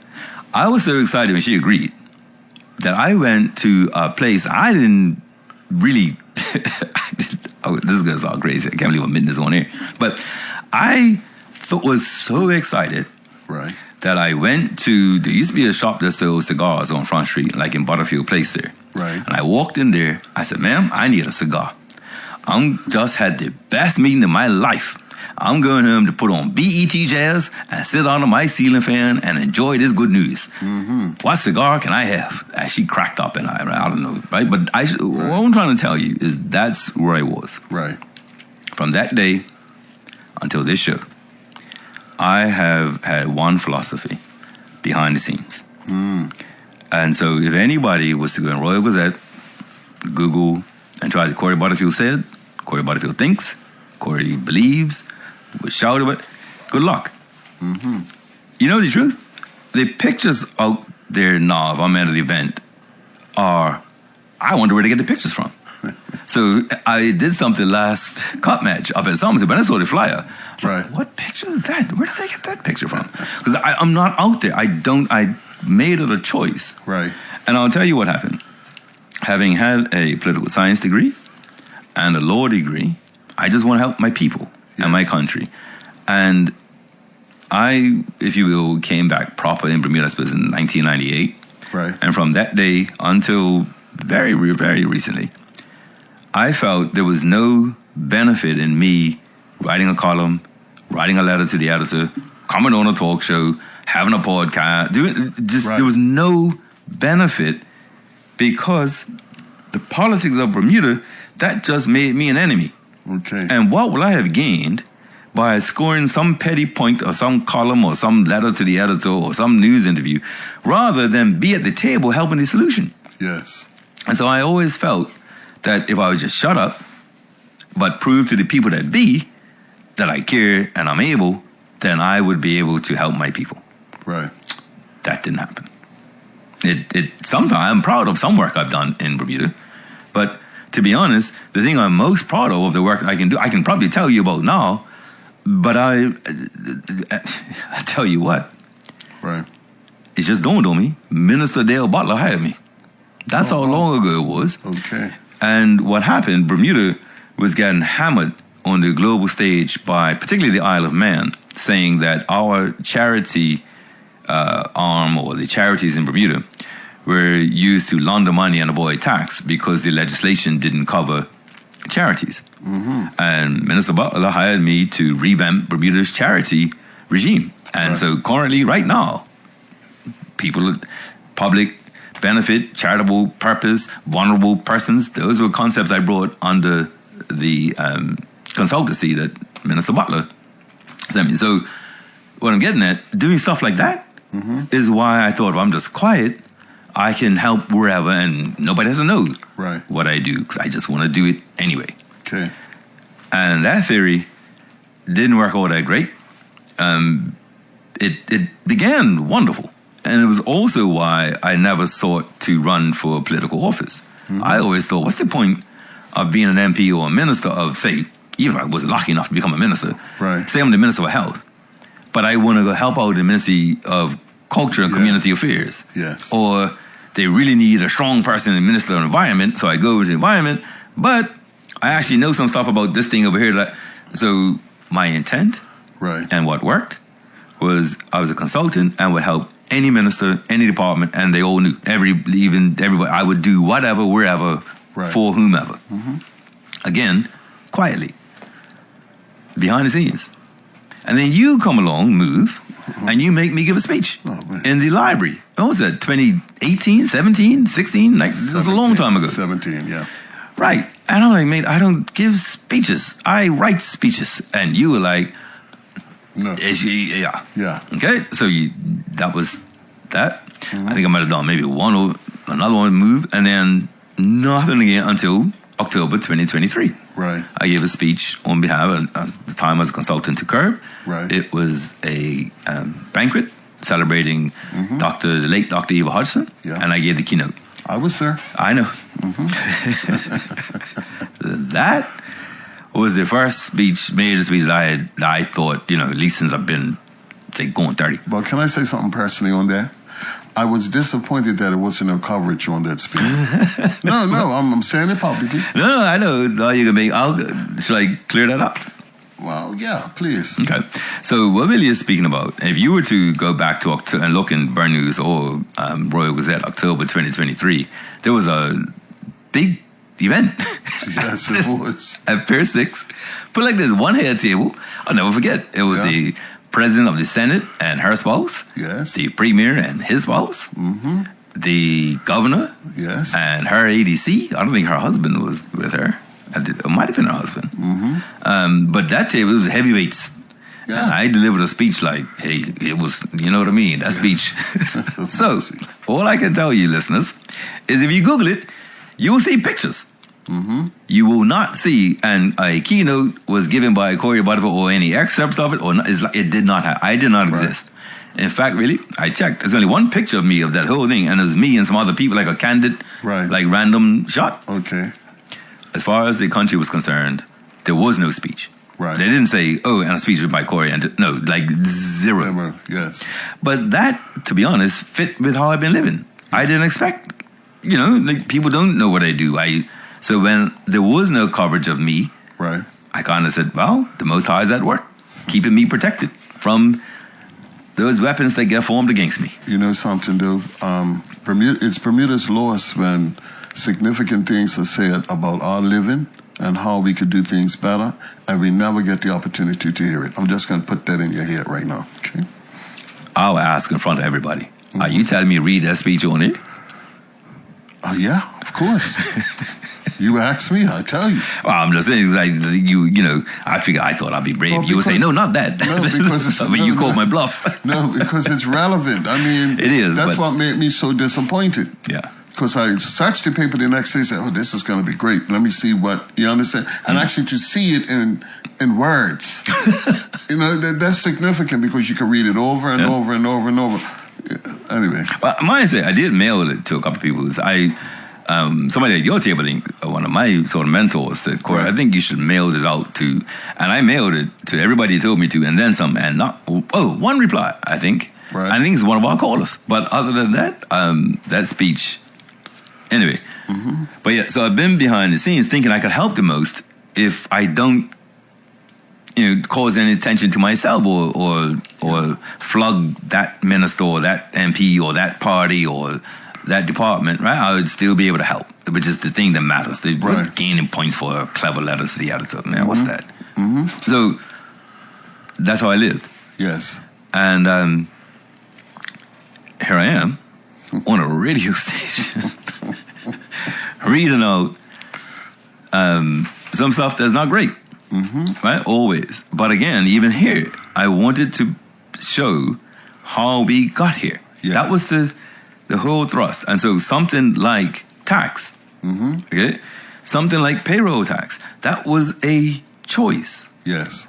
Right? To do that rather than income tax. Yes. Land tax, that is a choice. Mm-hmm. Okay? We said no to daylight savings time. Yes. And it almost feels as if our modern politicians aren't aware that they are responsible. Mm-hmm. So all of that data last week proves we're not being hired. Mm-hmm. We're not making enough babies. You're right. But that's just half the story. Right. Non-Bermudians are making babies. Mm-hmm. Non-Bermudians are getting hired. The reason that's the story is that there's not a fundamental issue in Bermuda. It's a fundamental existential, because our existence is a threat. Yes. Threat to Bermudians. Mm-hmm. And the question is, what are we going to do about it? Yes. I have ideas because, like I said, if I had been not on the show and been in cabinet, maybe if somebody cared, they might have said, hey, Corey, read this data and what can we do about this? Mm-hmm. And I go for it. Yes. Okay?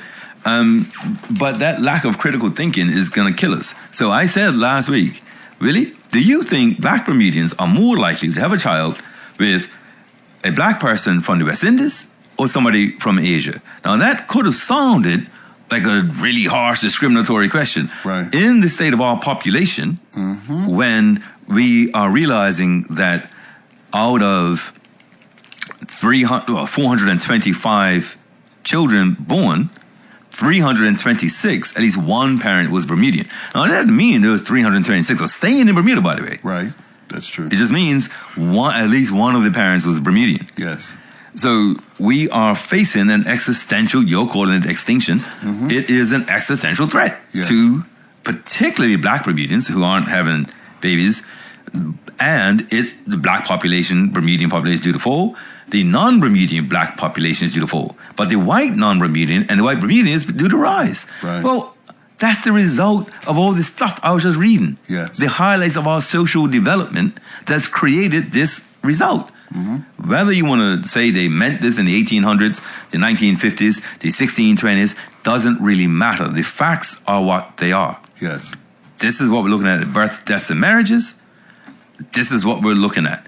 It is what it is. Right? And so what I don't want to frighten people that, well, Right. I'm not sure I did.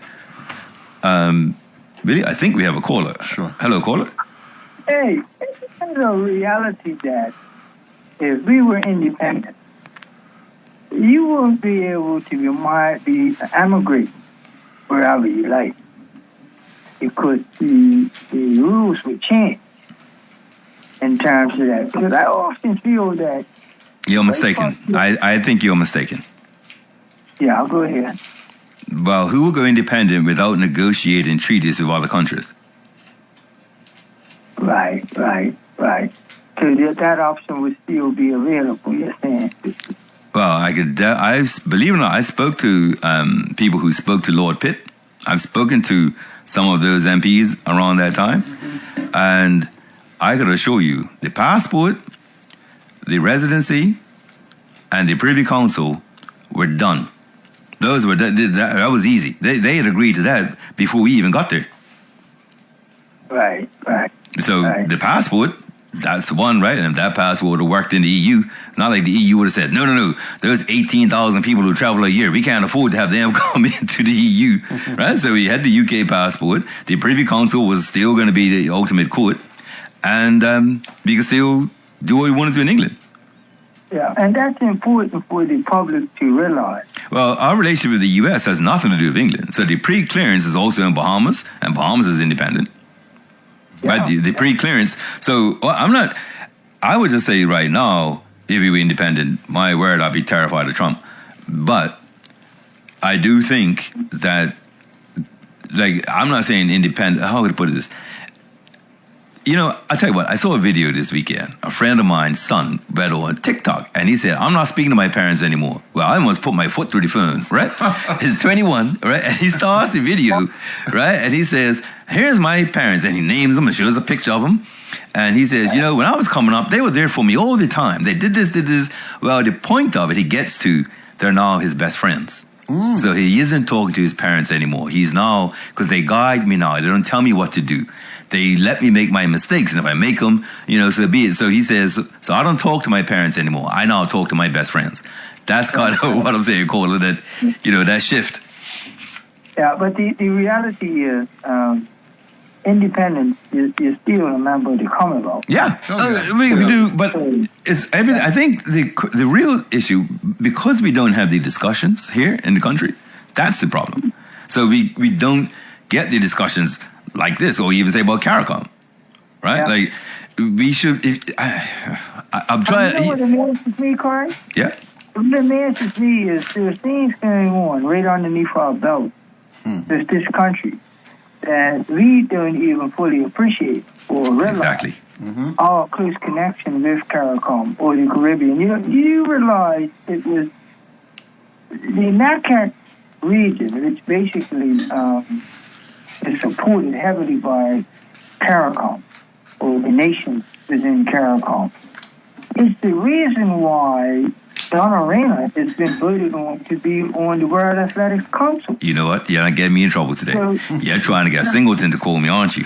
Yeah, now you want to laugh. I know some things. The point I'm making is that we're highly respected in the region and appreciated. Exactly. We don't appreciate them. You know, exactly. But that right there. Hold on. Let me jump in.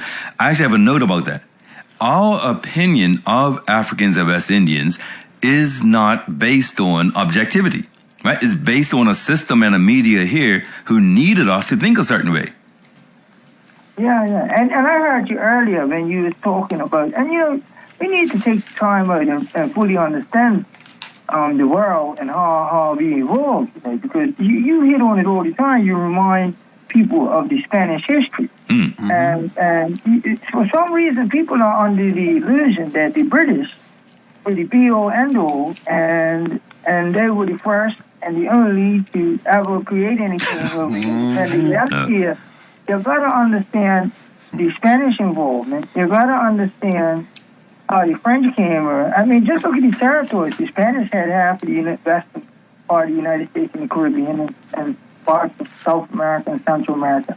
And the French basically had the middle of America, from Louisiana going up to the Great Lakes. And then the British came along and took the east. And we forget that even stuck in the middle there was the Dutch. The Dutch, exactly. New York was New Netherlands. Well, in fact, You got New England, you got New Netherlands, you got New Spain, you know what I mean? No, exactly. And in fact, the ship, right, the Edward Bonaventura was a Dutch ship. It was a French crew, but they had taken the ship from a Dutch captain. But look, it is after 4, and I'm trying to, I definitely got to... I just wanted to highlight that. Cool. That people go over and study that history to even see what's going on in the mentality of America and so forth, and how we really should connect better, even with NACAC. Absolutely right. Our strength. Right? Yep. All right. Thanks a lot. Sure. Hello, caller. Good day. Good day. Mr. Butterfield? Yes, sir. Once again, thank you. Thank you. And I will say this to Bermuda, radio not. Corey Butterfield is here. Oh. And sir, I really want to thank you, encourage you. I think you know exactly where I'm coming from. I do. And I think that your timing is perfect. So that I'm going to be expecting some more things from you because of your passion. Yes, sir. And you need to know that you're widely supported in this community. That I appreciate. Thank you. People really need to appreciate where you're coming from, what you have been doing. It's very, very significant and crucial. Once again, sir, I want to thank you. I want to thank you. Okay. Thank you for that. And then you got a chance, please read that speech you gave as Black leaders. Okay, Yes. I'll do that. Yeah. Okay, Yeah. definitely. Thank you. Thank you. Continue to be encouraged. I'll do my best. Thank you. So really, on the thing that the caller just before that was saying, there's 3 points I want to make. Because if you aren't aware of the manipulation, and we're not used to having influence here, the average Bermudian, right? The business is going to do whatever, the politician is going to do whatever, international business is going to do whatever, England is going to do whatever. So we're not used to. But if you listen to the lyric that comes, you can cut right through it. Right. So if there's someone who thinks we can't do something because, or no, let's do it a different way. Let's say that you want to believe that the government is doing all it can for black people, but yet you see these results. We black Bermudian males have a lower life expectancy than a non-Bermudian male who's coming to work. They are having more children than we are. So Bermuda is comfortable for a non-Bermudian black person to have more children than they need, but not comfortable for Bermudians to have the children that we need. Right. So you can see there's something up. Well, the difference between it's discomfort.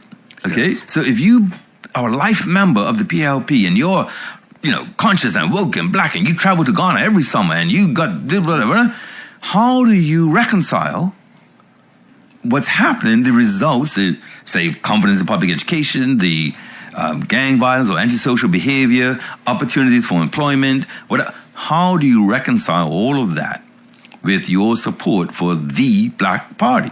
Okay. The answer is racism. That's what you have to put there. You have to say they can't. They're doing all they can, and those businesses keep stopping them. There's other bees are stopping them. There's other bees are stopping them. Everybody is stopping them because those folks control the economy. Just like I read earlier. Okay? At this juncture, white Bermudians and expats derive sufficient power from control of most of the island's businesses to effectively counter the power black Bermudians now derive from the ballot box. Okay. So you have to inject race to explain away the behavior that's not necessarily causing us to be empowered and move on. We have a caller, Willie. Sure. Hello, caller. Good afternoon. How you guys doing? We're all right. All is well. Really? I ain't good. My cousin, listen. I agree. We can't really hear you, caller. Right? We can't really hear you. And the answer that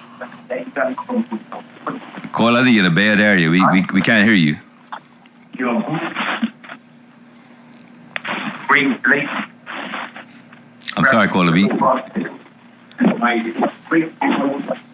My mother's that she couldn't I'm just saying we can't hear what you. I think you must be in a bad area because we can't hear you. Oh, I got cut off. Hold on 1 minute. I don't know what happened. You're a little clearer now. Give me 1 minute.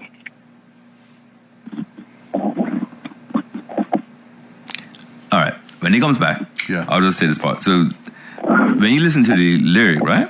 One of the things is like what I read out. I have it here today. I could read it out now.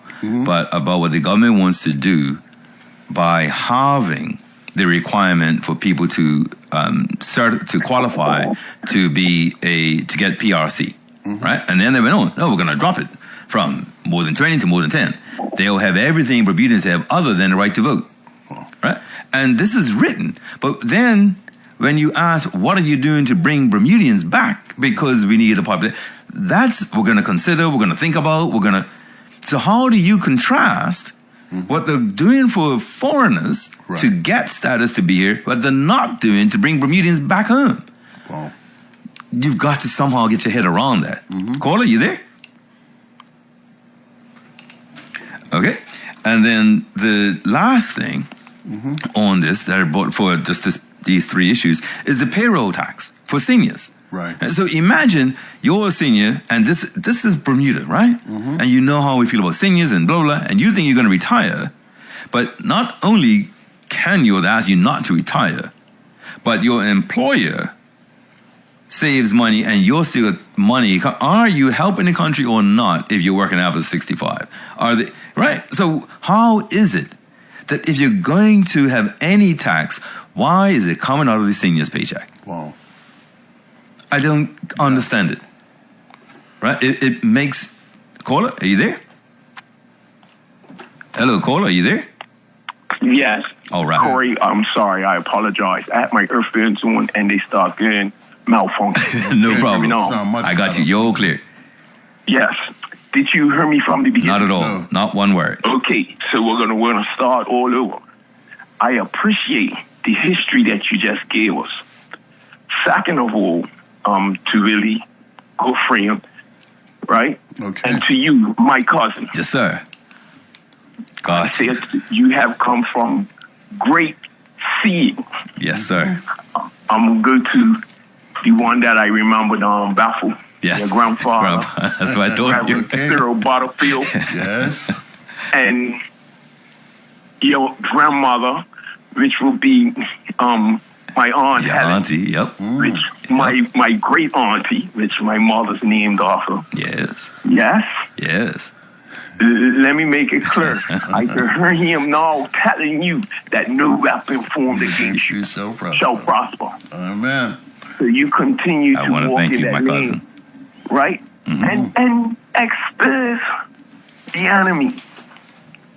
Which, let's get it right, not the white man, it's the devil himself. Yes, sir. Is used in that area. Because I can assure you, you got some black man that will do some bad things to you too. You got it. Yeah, but listen, that thing that you were looking for in the politician area, God didn't have that for you, bro. No, sir. No. That's why you didn't get it. Yeah. Yeah. I got you. So be encouraged. I want to thank you. And I would say I think you should have been a pastor. All right, caller. Yeah, thank you very much, caller. Is that Thanks a lot, cuz. Okay. Really? Right. It's 4:20. Really, I think it's time to get. It's no wonder. Okay.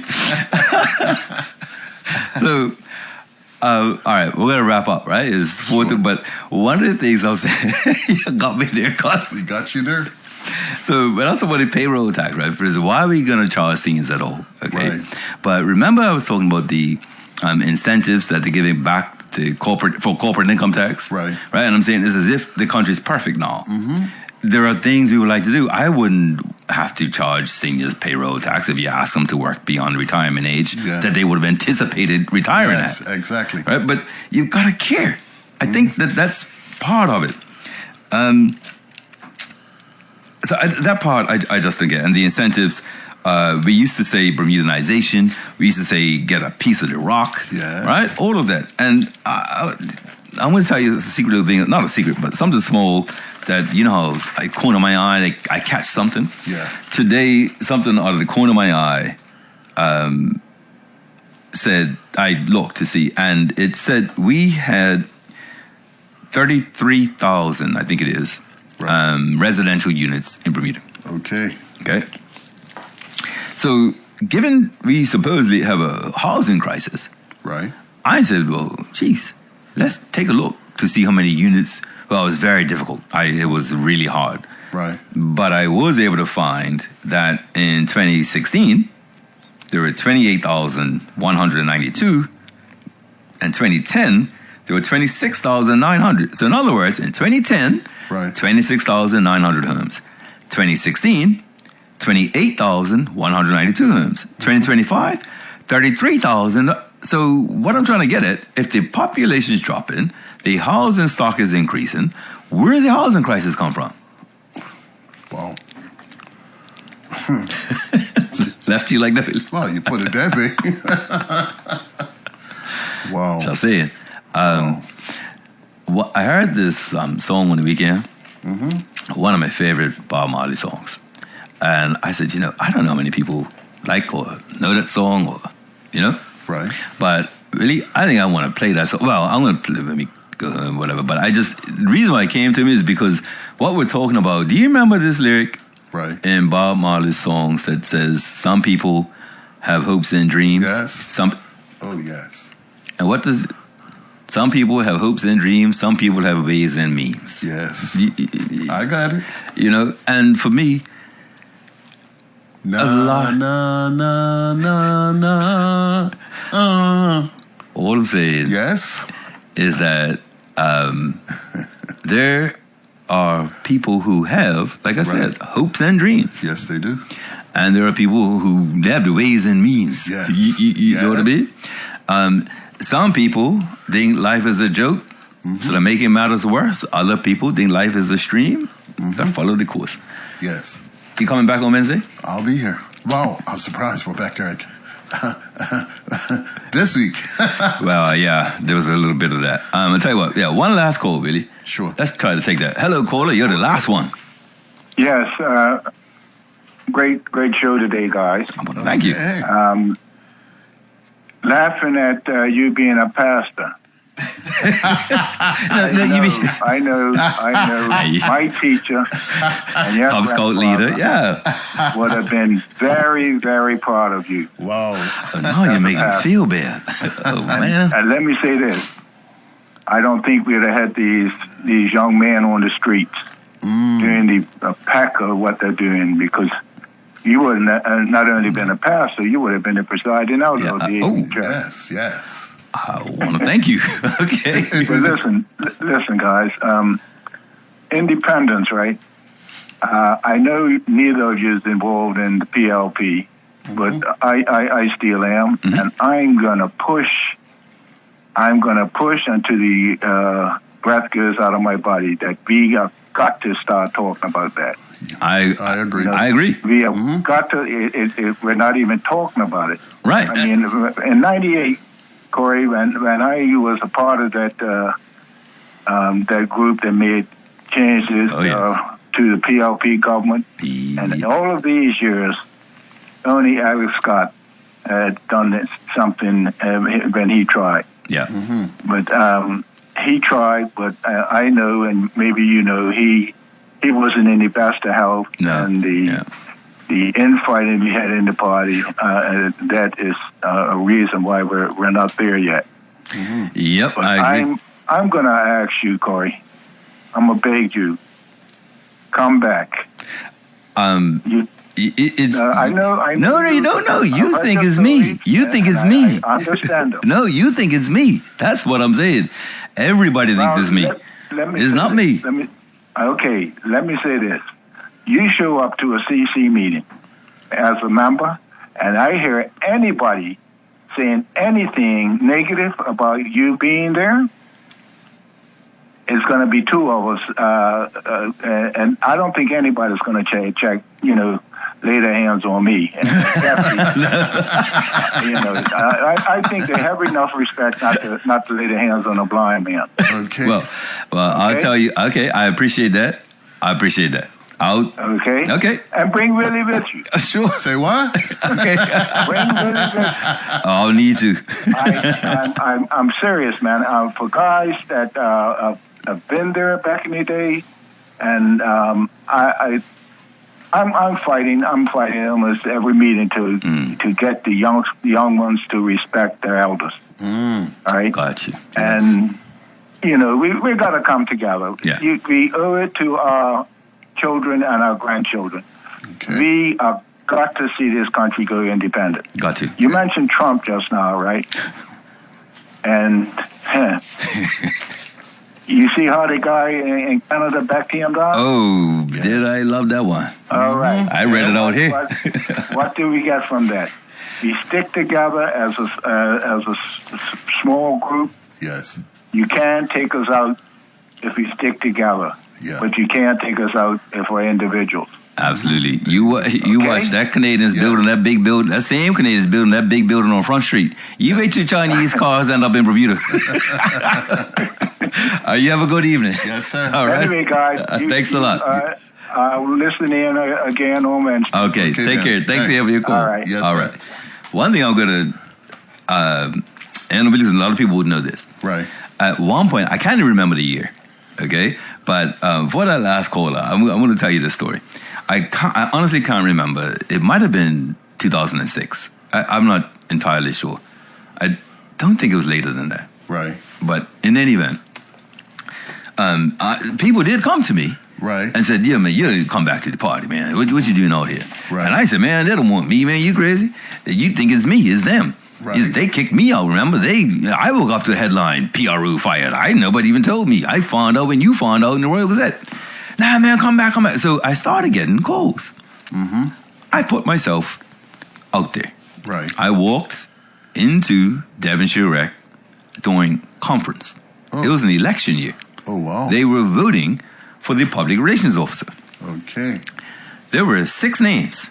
Mm-hmm. I came 6th. The guy who was there in 98, Right. okay, I wouldn't even tell you who I lost to, but do some checking, you'll see who did. But the other names, Right. then I lost to some people. And I was like, loud and clear, y'all. Yeah. Loud and clear. Mm-hmm. So, in any event, it is what it is. Coming back? Yeah, I'll be here. All right. You sure? Yeah, I'll Promise? be here. Yeah. I hope so. All right. Well, everybody, I'm sorry for keeping you this long, but we had to get to some things and I'll pick up again on Wednesday. Mm-hmm. Take care, everybody. Have a very good evening.